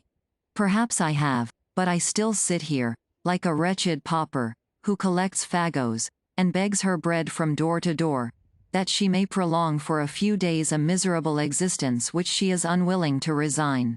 December 14. What is the matter with me, dear Wilhelm? I am afraid of myself. Is not my love for her of the purest, most holy, and most brotherly nature? Has my soul ever been sullied by a single sensual desire? But I will make no protestations. And now, ye nightly visions, how truly have those mortals understood you, who ascribe your various contradictory effects to some invincible power. This night, I tremble at the avowal.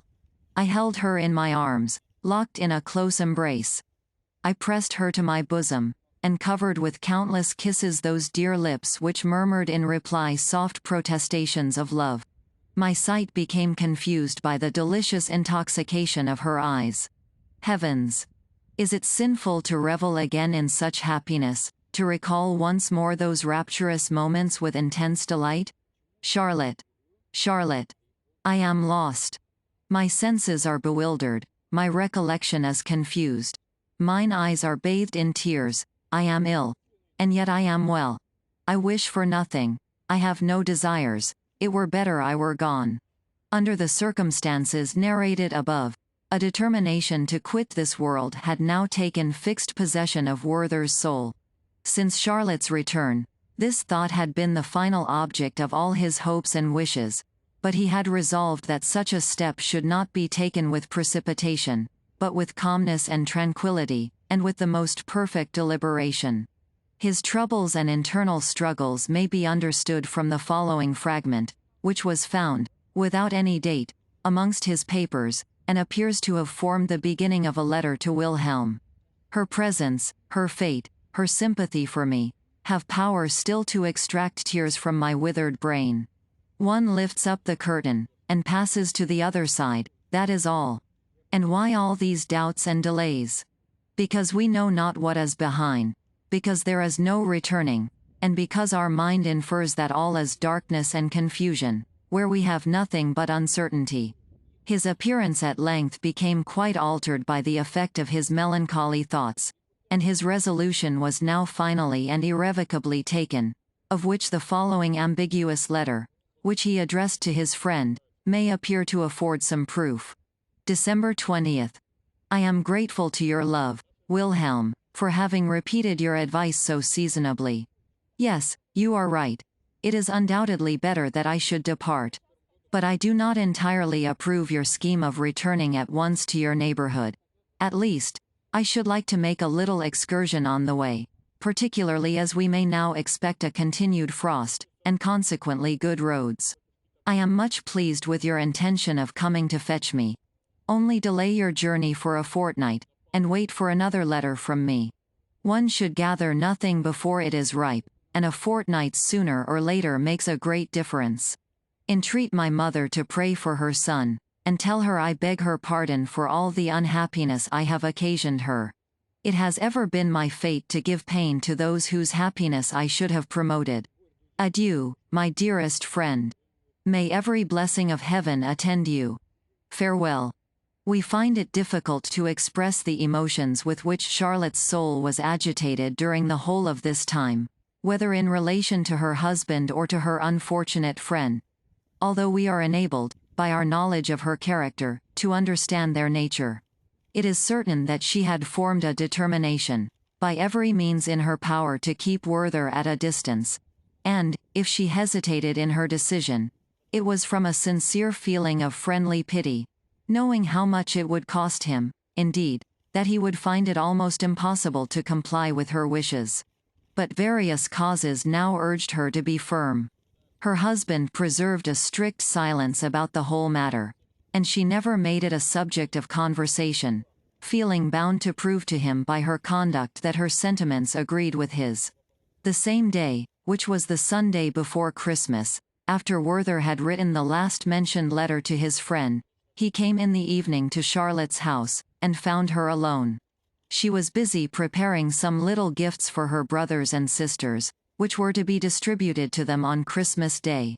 He began talking of the delight of the children, and of that age when the sudden appearance of the Christmas tree, decorated with fruit and sweetmeats, and lighted up with wax candles, causes such transports of joy. You shall have a gift too, if you behave well, said Charlotte, hiding her embarrassment under a sweet smile. And what do you call behaving well? What should I do? What can I do, my dear Charlotte? Said he. Thursday night, she answered, is Christmas Eve. The children are all to be here, and my father too. There is a present for each. Do you come likewise, but do not come before that time. Werther started. I desire you will not. It must be so, she continued. I ask it of you as a favor, for my own peace and tranquillity. We cannot go on in this manner any longer. He turned away his face, walked hastily up and down the room, muttering indistinctly, we cannot go on in this manner any longer. Charlotte, seeing the violent agitation into which these words had thrown him, endeavored to divert his thoughts by different questions, but in vain. No, Charlotte, he exclaimed, I will never see you any more. And why so? She answered. We must see each other again. Only let it be with more discretion. Oh, Why were you born with that excessive, that ungovernable passion for everything that is dear to you? Then, taking his hand, she said, I entreat of you to be more calm. Your talents, your understanding, your genius, will furnish you with 1,000 resources. Be a man, and conquer an unhappy attachment toward a creature who can do nothing but pity you. He bit his lips, and looked at her with a gloomy countenance. She continued to hold his hand. Grant me but a moment's patience, Werther, she said. Do you not see that you are deceiving yourself, that you are seeking your own destruction? Why must you love me only, who belong to another? I much fear, that it is only the impossibility of possessing me which makes your desire for me so strong. He drew back his hand, whilst he surveyed her with a wild and angry look. 'Tis well, he exclaimed, 'tis very well. Did not Albert furnish you with this reflection? It is profound, a very profound remark. A reflection that anyone might easily make, she answered. And is there not a woman in the whole world who is at liberty, and has the power to make you happy? Conquer yourself. Look for such a being, and believe me when I say that you will certainly find her. I have long felt for you, and for us all. You have confined yourself too long within the limits of too narrow a circle. Conquer yourself. Make an effort. A short journey will be of service to you. Seek and find an object worthy of your love. Then return hither, and let us enjoy together all the happiness of the most perfect friendship. This speech, replied Werther with a cold smile, this speech should be printed, for the benefit of all teachers. My dear Charlotte, allow me but a short time longer, and all will be well. But however, Werther, she added, do not come again before Christmas. He was about to make some answer, when Albert came in.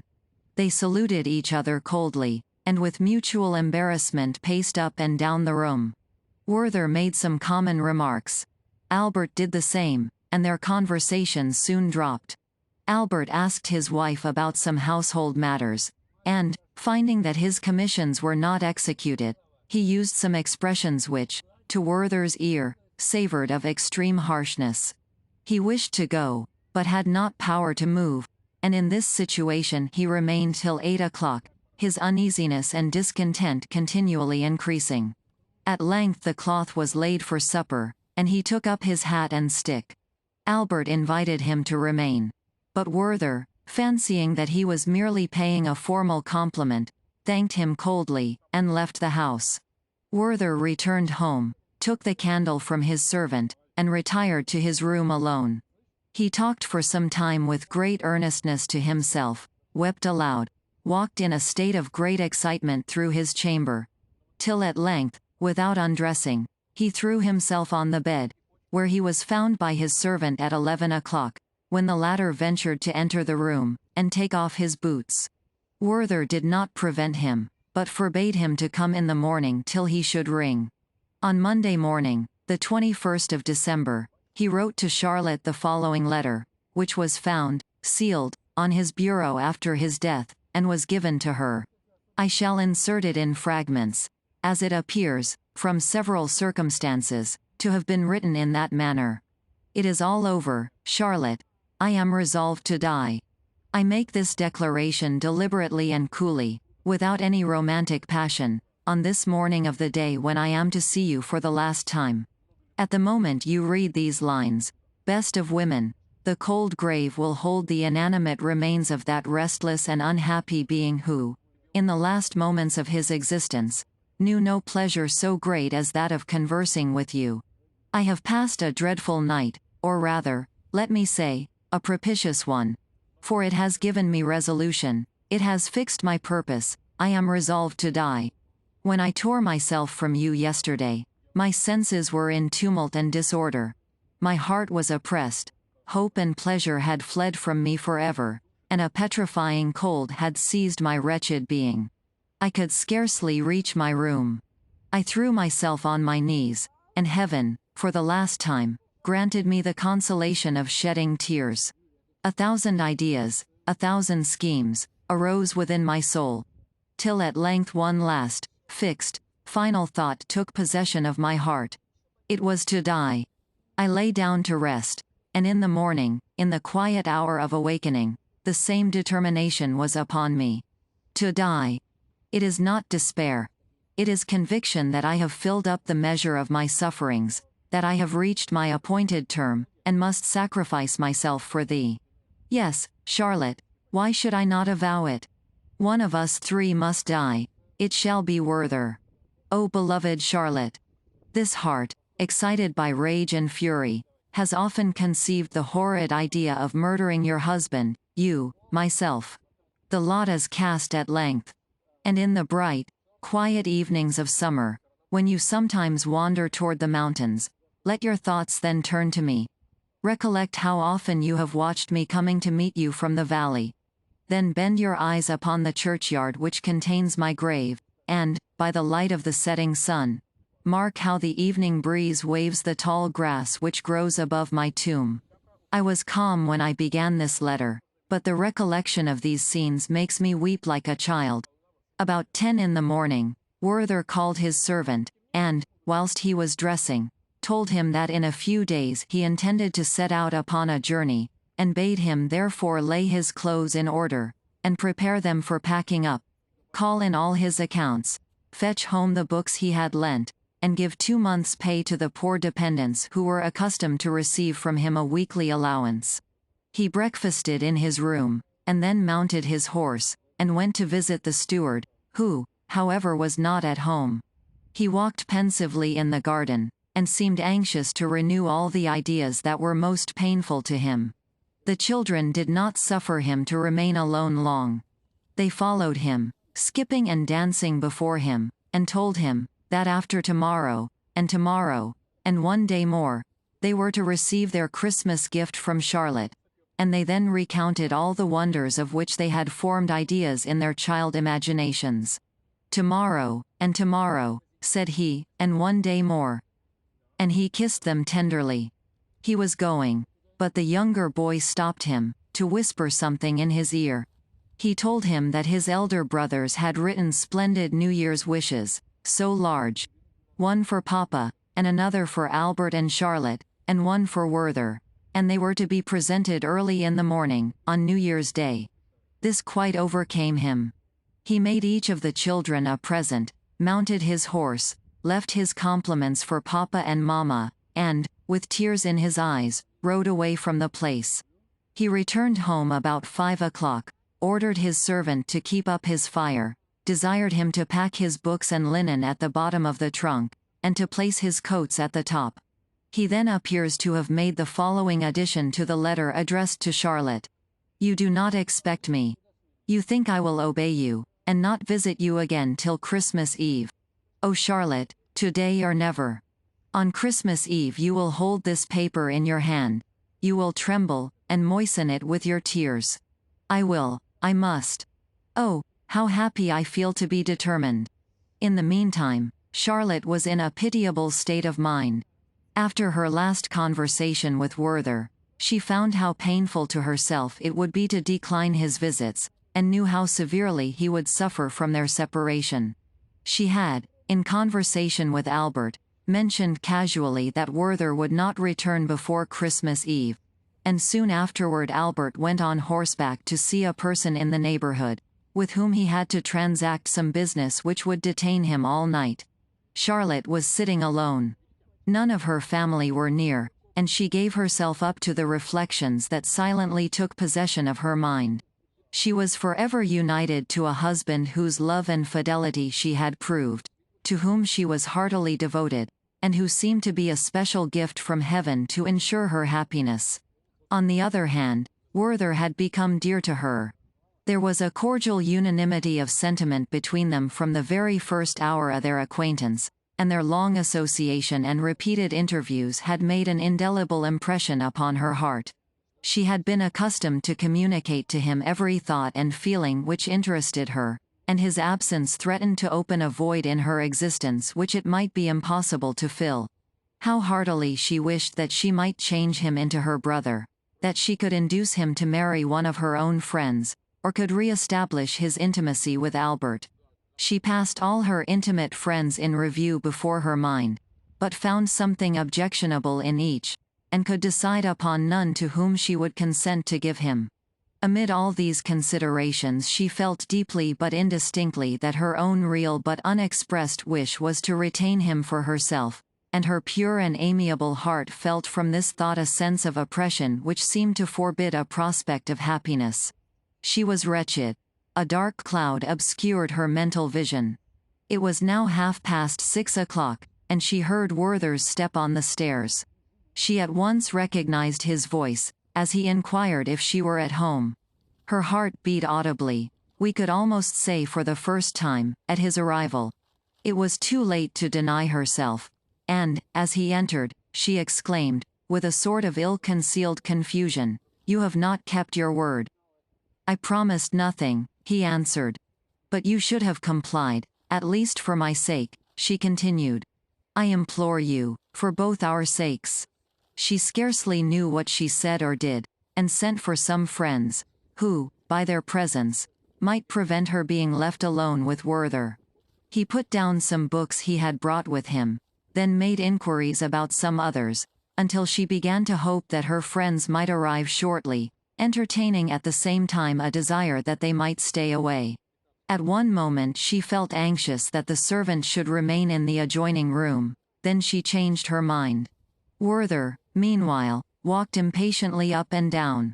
She went to the piano, and determined not to retire. She then collected her thoughts, and sat down quietly at Werther's side, who had taken his usual place on the sofa. "Have you brought nothing to read?" she inquired. He had nothing. "There in my drawer," she continued, "you will find your own translation of some of the songs of Ossian. I have not yet read them, as I have still hoped to hear you recite them. But, for some time past, I have not been able to accomplish such a wish." He led, and went for the manuscript, which he took with a shudder. He sat down, and, with eyes full of tears, he began to read. "Star of descending night, fair as thy light in the west, thou liftest thy unshorn head from thy cloud. Thy steps are stately on thy hill. What dost thou behold in the plain? The stormy winds are laid. The murmur of the torrent comes from afar. Roaring waves climb the distant rock. The flies of evening are on their feeble wings. The hum of their course is on the field. What dost thou behold, fair light? But thou dost smile and depart. The waves come with joy around thee. They bathe thy lovely hair. Farewell, thou silent beam. Let the light of Ossian's soul arise. And it does arise in its strength. I behold my departed friends. Their gathering is on Laura, as in the days of other years. Fingal comes like a watery column of mist.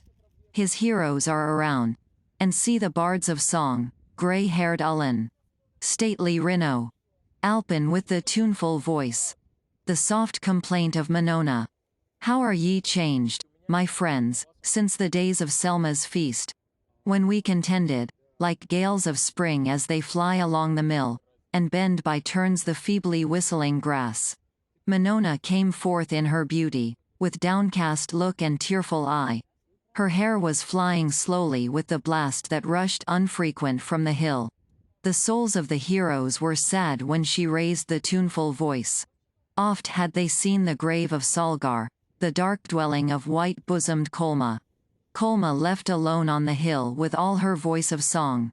Salgar promised to come. But the night descended around.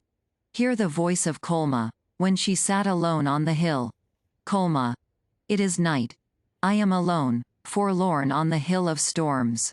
The wind is heard on the mountain. The torrent is howling down the rock. No hut receives me from the rain, forlorn on the hill of winds. Rise, moon. From behind thy clouds. Stars of the night, arise. Lead me, some light, to the place where my love rests from the chase alone. His bow near him unstrung, his dogs panting around him. But here I must sit alone by the rock of the mossy stream. The stream and the wind roar aloud. I hear not the voice of my love. Why delays my Salgar? Why the chief of the hill his promise? Here is the rock and here the tree. Here is the roaring stream. Thou didst promise with night to be here. Ah! Whither is my Salgar gone? With thee I would fly from my father, with thee from my brother of pride. Our race have long been foes. We are not foes, O Salgar. Cease a little while, O wind. Stream, be thou silent a while. Let my voice be heard around. Let my wanderer hear me. Salgar. It is Kolma who calls. Here is the tree and the rock. Salgar, my love, I am here. Why delayest thou thy coming? Lo! The calm moon comes forth. The flood is bright in the vale. The rocks are grey on the steep. I see him not on the brow. His dogs come not before him with tidings of his near approach. Here I must sit alone. Who lie on the heath beside me? Are they my love and my brother? Speak to me, O my friends. To Kolma they give no reply. Speak to me. I am alone. My soul is tormented with fears. Ah, they are dead. Their swords are red from the fight. O my brother. My brother. Why hast thou slain my Salgar? Why, O Salgar, hast thou slain my brother? Dear were ye both to me. What shall I say in your praise? Thou wert fair on the hill among thousands. He was terrible in fight. Speak to me. Hear my voice. Hear me, sons of my love. They are silent. Silent forever. Cold, cold, are their breasts of clay. Oh, from the rock on the hill, from the top of the windy steep, speak, ye ghosts of the dead. Speak, I will not be afraid. Whither are ye gone to rest? In what cave of the hill shall I find the departed? No feeble voice is on the gale, no answer half drowned in the storm. I sit in my grief. I wait for morning in my tears.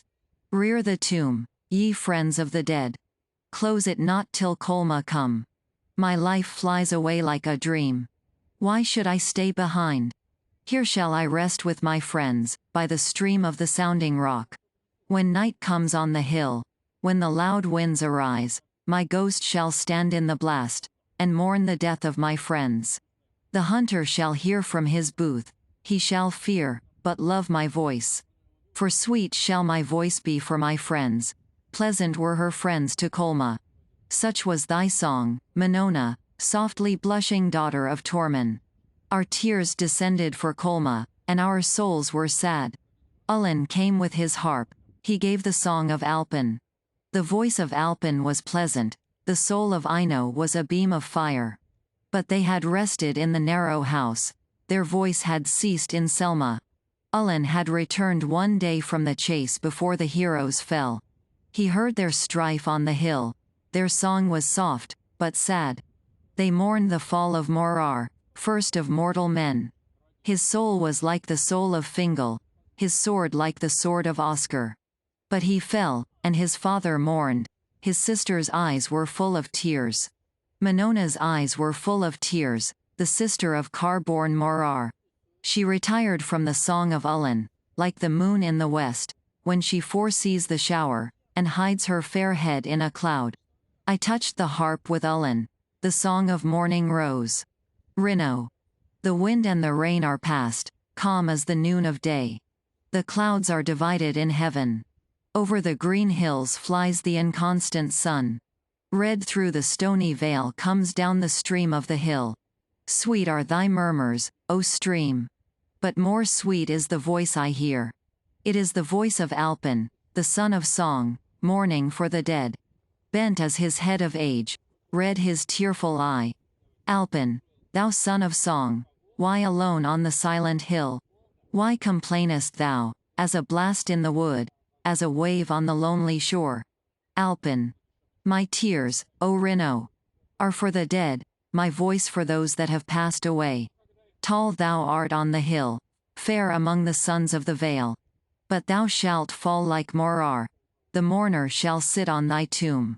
The hills shall know thee no more. Thy bow shall lie in thy hall unstrung. Thou wert swift, O Morar, as a roe on the desert, terrible as a meteor of fire. Thy wrath was as the storm. Thy sword in battle as lightning in the field. Thy voice was a stream after rain, like thunder on distant hills. Many fell by thy arm. They were consumed in the flames of thy wrath. But when thou didst return from war, how peaceful was thy brow! Thy face was like the sun after rain, like the moon in the silence of night. Calm as the breast of the lake when the loud wind is laid. Narrow is thy dwelling now. Dark the place of thine abode. With 3 steps I compass thy grave, O thou who wast so great before. 4 stones, with their heads of moss, are the only memorial of thee. A tree with scarce a leaf, long grass which whistles in the wind, mark to the hunter's eye the grave of the mighty Morar. Morar! Thou art low indeed. Thou hast no mother to mourn thee, no maid with her tears of love. Dead is she that brought thee forth. Fallen is the daughter of Morglan. Who on his staff is this?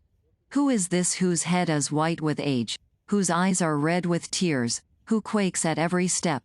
It is thy father, O Morar, the father of no son but thee. He heard of thy fame in war, he heard of foes dispersed. He heard of Morar's renown. Why did he not hear of his wound? Weep, thou father of Morar.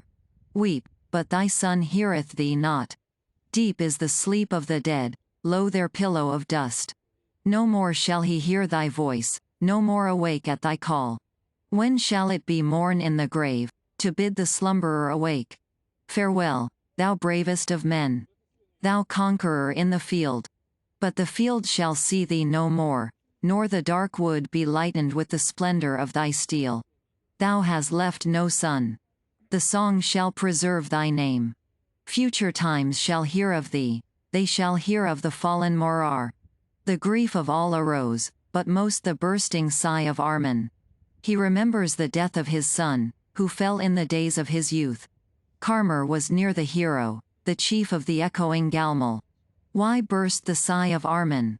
He said, is there a cause to mourn? The song comes with its music to melt and please the soul. It is like soft mist that, rising from a lake, pours on the silent vale. The green flowers are filled with dew, but the sun returns in his strength, and the mist is gone. Why art thou sad, Armin, chief of sea-surrounded Gorma? Sad I am. Nor small is my cause of woe. Karmar, thou hast lost no son. Thou hast lost no daughter of beauty. Kolgar the valiant lives, and Anira, fairest maid. The boughs of thy house ascend, O Karmar. But Armin is the last of his race. Dark is thy bed, Dora. Deep thy sleep in the tomb. When shalt thou wake with thy songs? With all thy voice of music? Arise, winds of autumn, arise, blow along the heath. Streams of the mountains, roar, roar, tempests in the groves of my oaks. Walk through broken clouds, O moon. Show thy pale face at intervals. Bring to my mind the night when all my children fell, when Arindal the mighty fell, when Dora the lovely failed. Dora, my daughter, thou wert fair, fair as the moon on Fura, white as the driven snow, sweet as the breathing gale. Arindal, thy bow was strong, thy spear was swift on the field, thy look was like mist on the wave, thy shield a red cloud in a storm. Armar, renowned in war, came and sought Dora's love. He was not long refused. Fair was the hope of their friends. Erith, son of Odgal, repined. His brother had been slain by Armar. He came disguised like a son of the sea. Fair was his cliff on the wave, white his locks of age, calm his serious brow. Fairest of women, he said, lovely daughter of Armin. A rock not distant in the sea bears a tree on its side. Red shines the fruit afar. There Armar waits for Dora. I come to carry his love. She went, she called on Armar. Not answered, but the son of the rock. Armar, my love, why tormentest thou me with fear? Hear, son of Arnart, hear. It is Dora who calleth thee. Erith, the traitor, fled laughing to the land. She lifted up her voice, she called for her brother and her father. Arindal. Armin.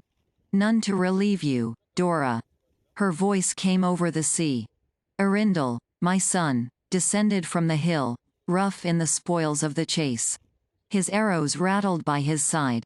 His bow was in his hand. 5 dark grey dogs attended his steps.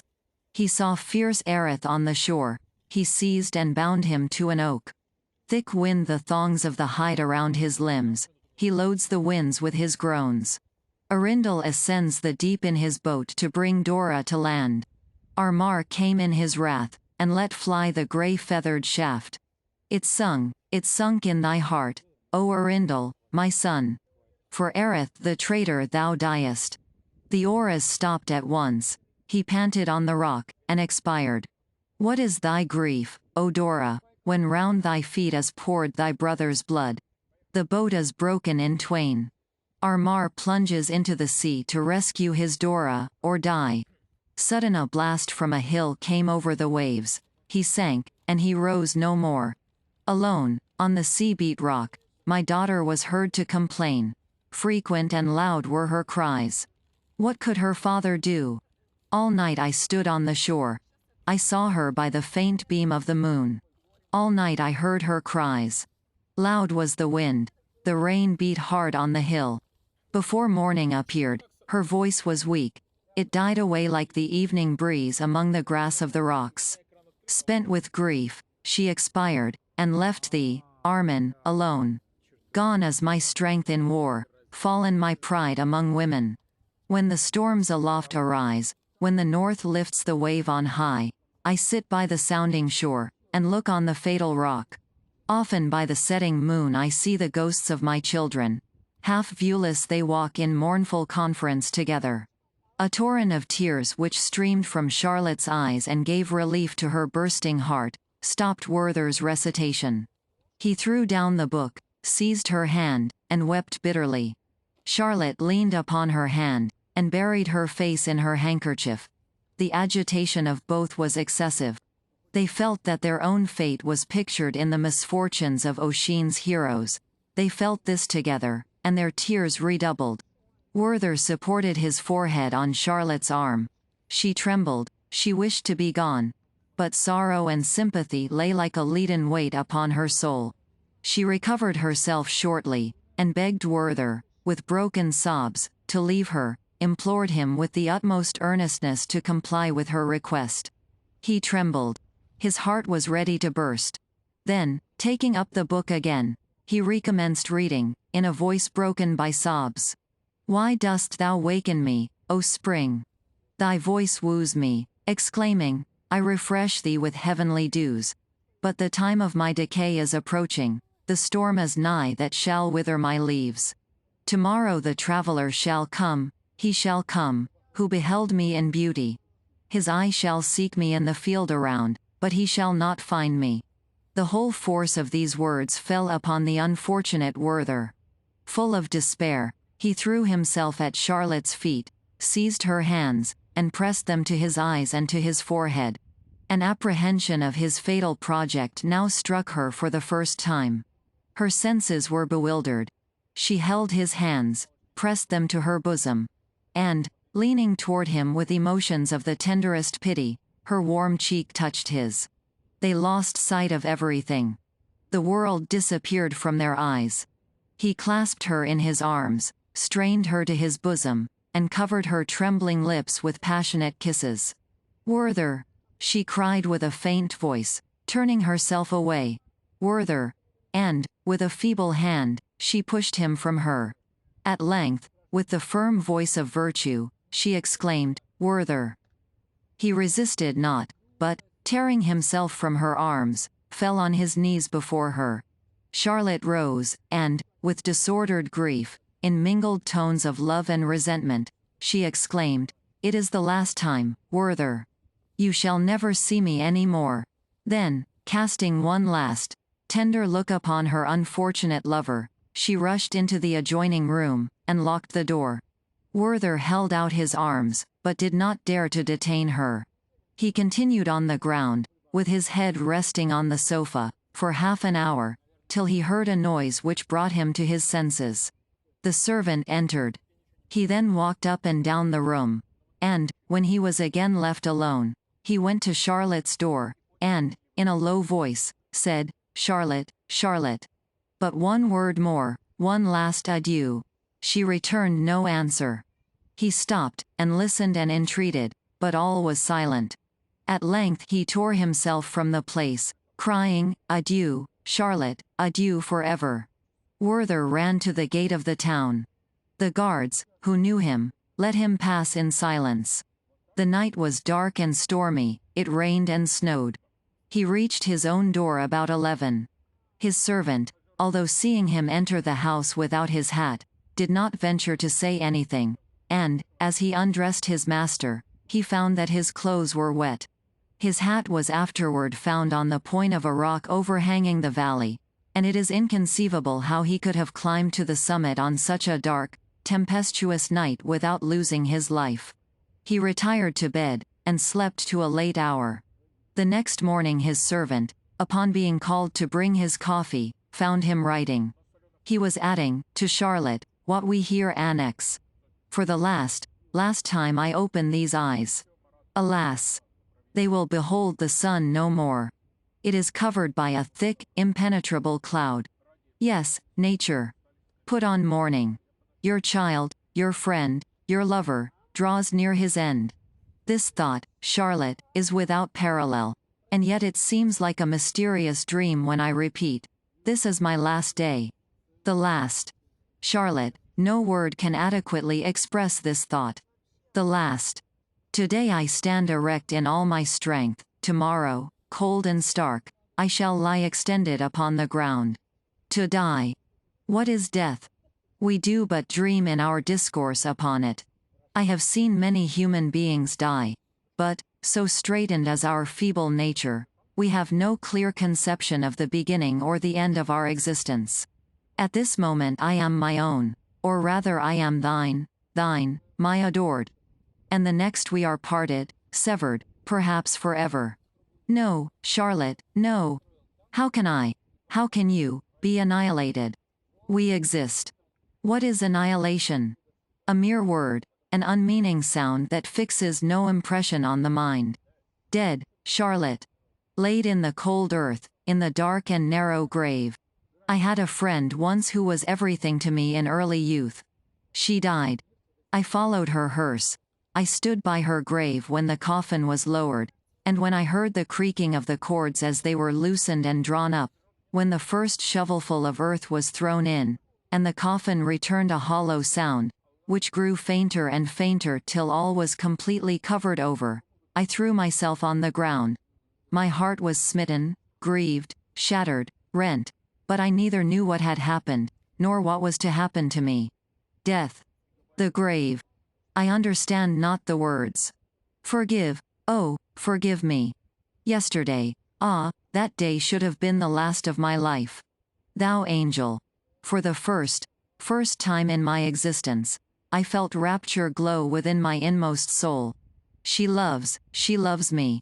Still burns upon my lips the sacred fire they received from thine. New torrents of delight overwhelm my soul. Forgive me, oh, forgive. I knew that I was dear to you. I saw it in your first entrancing look, knew it by the first pressure of your hand. But when I was absent from you, when I saw Albert at your side, my doubts and fears returned. Do you remember the flowers you sent me, when, at that crowded assembly, you could neither speak nor extend your hand to me? Half the night I was on my knees before those flowers, and I regarded them as the pledges of your love. But those impressions grew fainter, and were at length effaced. Everything passes away. But a whole eternity could not extinguish the living flame which was yesterday kindled by your lips, and which now burns within me. She loves me. These arms have encircled her waist, these lips have trembled upon hers. She is mine. Yes, Charlotte, you are mine forever. And what do they mean by saying Albert is your husband? He may be so for this world, and in this world it is a sin to love you, to wish to tear you from his embrace. Yes, it is a crime, and I suffer the punishment, but I have enjoyed the full delight of my sin. I have inhaled a balm that has revived my soul. From this hour you are mine. Yes, Charlotte, you are mine. I go before you. I go to my father and to your father. I will pour out my sorrows before him, and he will give me comfort till you arrive. Then will I fly to meet you. I will claim you, and remain in your eternal embrace, in the presence of the Almighty. I do not dream, I do not rave. Drawing nearer to the grave, my perceptions become clearer. We shall exist. We shall see each other again. We shall behold your mother. I shall behold her, and expose to her my inmost heart. Your mother, your image. About 11 o'clock Werther asked his servant if Albert had returned. He answered, yes, for he had seen him pass on horseback. Upon which Werther sent him the following note, unsealed. Be so good as to lend me your pistols for a journey. Adieu. Charlotte had slept little during the past night. All her apprehensions were realized in a way that she could neither foresee nor avoid. Her blood was boiling in her veins, and 1,000 painful sensations rent her pure heart. Was it the ardor of Werther's passionate embraces that she felt within her bosom? Was it anger at his daring? Was it the sad comparison of her present condition with former days of innocence, tranquility, and self-confidence? How could she approach her husband, and confess a scene which she had no reason to conceal, and which she yet felt, nevertheless, unwilling to avow? They had preserved so long a silence toward each other, and should she be the first to break it by so unexpected a discovery?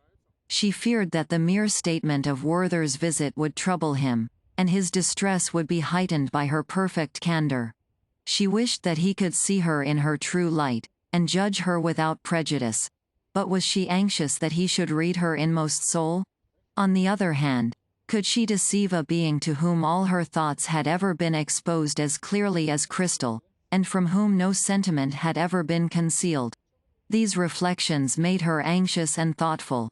Her mind still dwelt on Werther, who was now lost to her, but whom she could not bring herself to resign, and for whom she knew nothing was left but despair if she should be lost to him forever.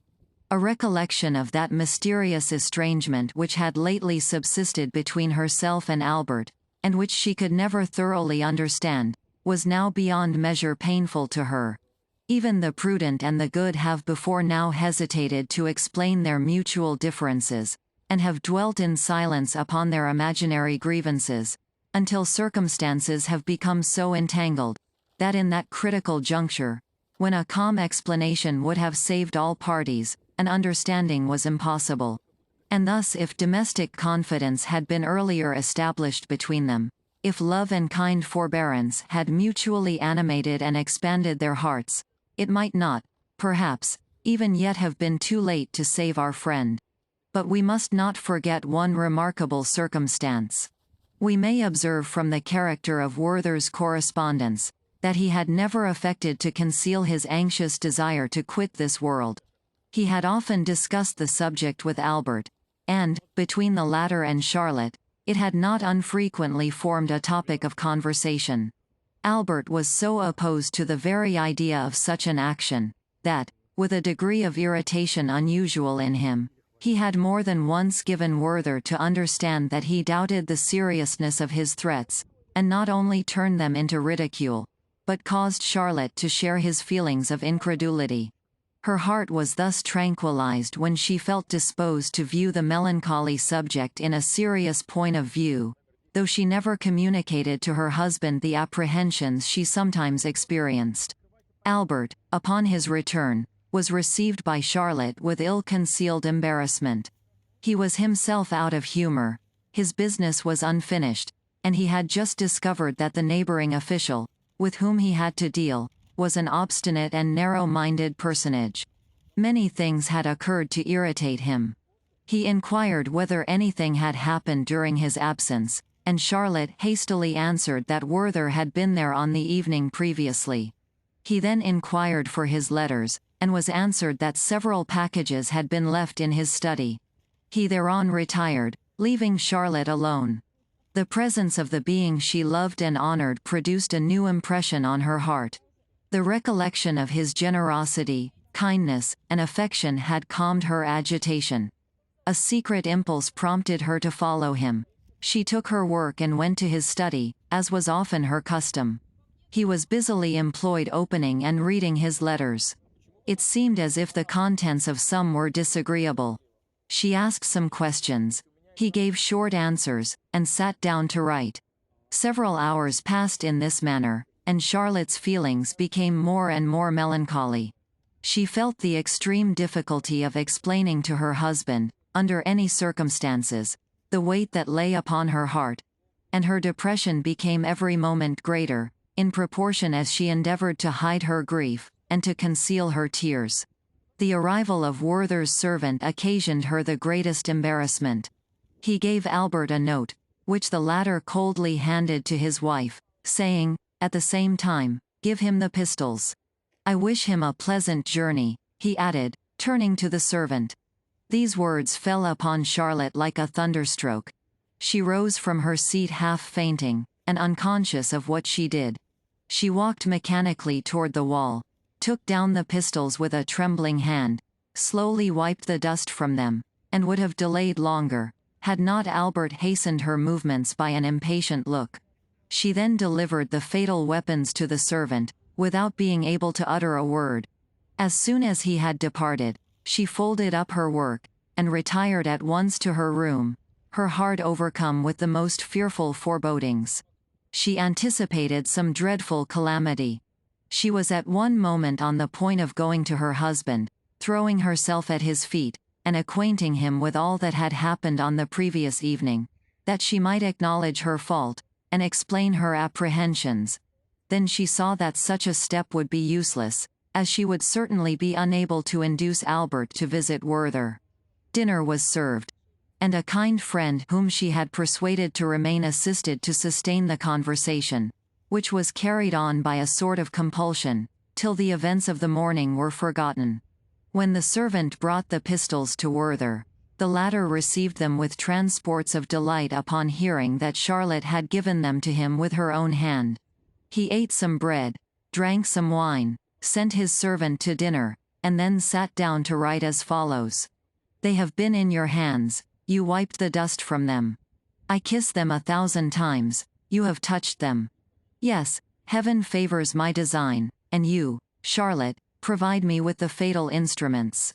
It was my desire to receive my death from your hands, and my wish is gratified. I have made inquiries of my servant. You trembled when you gave him the pistols, but you bade me no adieu. Wretched, wretched that I am, not one farewell. How could you shut your heart against me in that hour which makes you mine forever? Oh Charlotte, ages cannot efface the impression. I feel you cannot hate the man who so passionately loves you." After dinner he called his servant, desired him to finish the packing up, destroyed many papers, and then went out to pay some trifling debts. He soon returned home, then went out again, notwithstanding the rain, walked for some time in the Count's garden, and afterward proceeded farther into the country. Toward evening he came back once more, and resumed his writing. "Wilhelm, I have for the last time beheld the mountains, the forests, and the sky. Farewell. And you, my dearest mother, forgive me. Console her, Wilhelm. God bless you. I have settled all my affairs. Farewell. We shall meet again, and be happier than ever. I have requited you badly, Albert, but you will forgive me. I have disturbed the peace of your home. I have sowed distrust between you. Farewell. I will end all this wretchedness. And oh, that my death may render you happy. Albert, Albert. Make that angel happy, and the blessing of heaven be upon you." He spent the rest of the evening in arranging his papers. He tore and burned a great many. Others he sealed up, and directed to Wilhelm. They contained some detached thoughts and maxims, some of which I have perused. At 10 o'clock he ordered his fire to be made up, and a bottle of wine to be brought to him.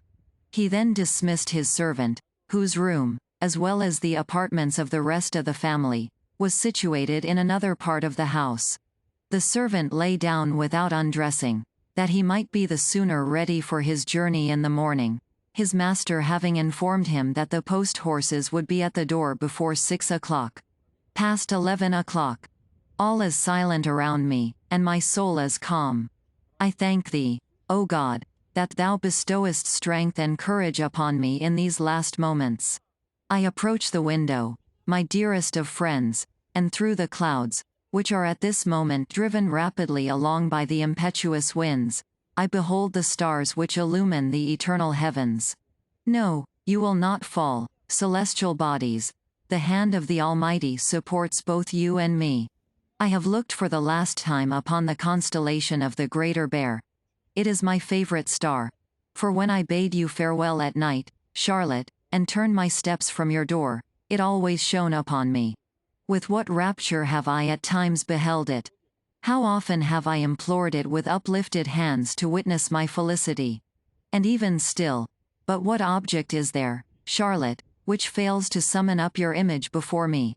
Do you not surround me on all sides? And have I not, like a child, treasured up every trifle which you have consecrated by your touch? Your profile, which was so dear to me, I return to you, and I pray you to preserve it. Thousands of kisses have I imprinted upon it, and 1,000 times has it gladdened my heart on departing from and returning to my home. I have implored your father to protect my remains. At the corner of the churchyard, looking toward the fields, there are 2 lime trees, there I wish to lie. Your father can, and doubtless will, do thus much for his friend.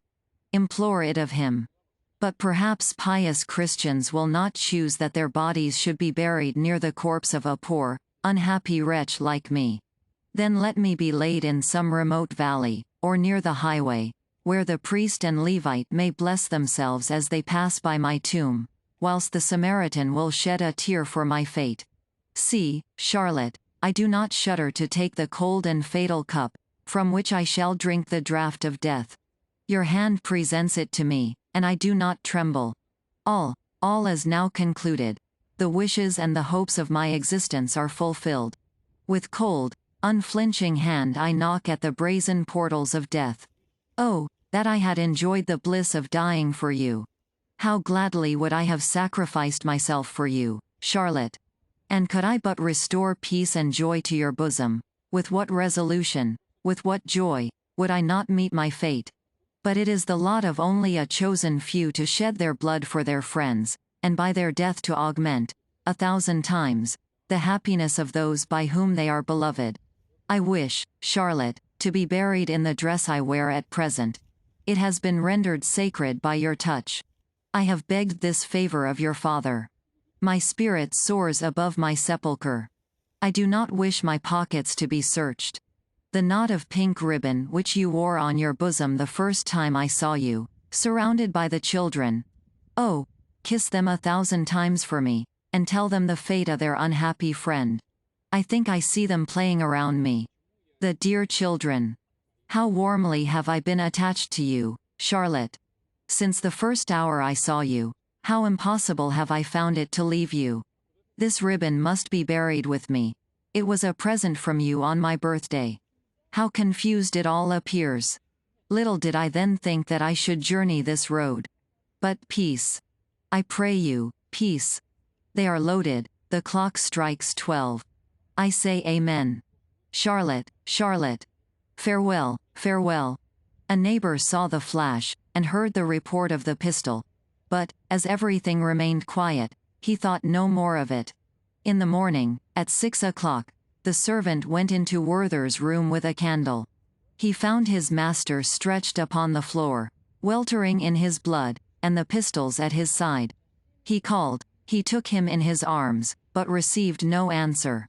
Life was not yet quite extinct. The servant ran for a surgeon, and then went to fetch Albert. Charlotte heard the ringing of the bell. A cold shudder seized her. She wakened her husband, and they both rose. The servant, bathed in tears, faltered forth the dreadful news. Charlotte fell senseless at Albert's feet. When the surgeon came to the unfortunate Werther, he was still lying on the floor, and his pulse beat, but his limbs were cold. The bullet, entering the forehead, over the right eye, had penetrated the skull. A vein was opened in his right arm. The blood came, and he still continued to breathe. From the blood which flowed from the chair, it could be inferred that he had committed the rash act sitting at his bureau, and that he afterward fell upon the floor. He was found lying on his back near the window. He was in full dress costume. The house, the neighborhood, and the whole town were immediately in commotion. Albert arrived. They had laid Werther on the bed.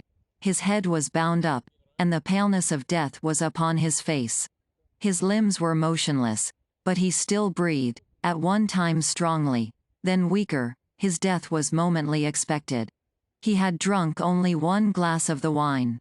Amelia Galati lay open upon his bureau. I shall say nothing of Albert's distress, or of Charlotte's grief. The old steward hastened to the house immediately upon hearing the news. He embraced his dying friend amid a flood of tears. His eldest boys soon followed him on foot. In speechless sorrow they threw themselves on their knees by the bedside, and kissed his hands and face. The eldest, who was his favorite, hung over him till he expired, and even then he was removed by force. At 12 o'clock Werther breathed his last. The presence of the steward, and the precautions he had adopted, prevented a disturbance, and that night, at the hour of 11, he caused the body to be interred in the place which Werther had selected for himself. The steward and his sons followed the corpse to the grave. Albert was unable to accompany them. Charlotte's life was despaired of. The body was carried by laborers. No priest attended. KaraokeBooks.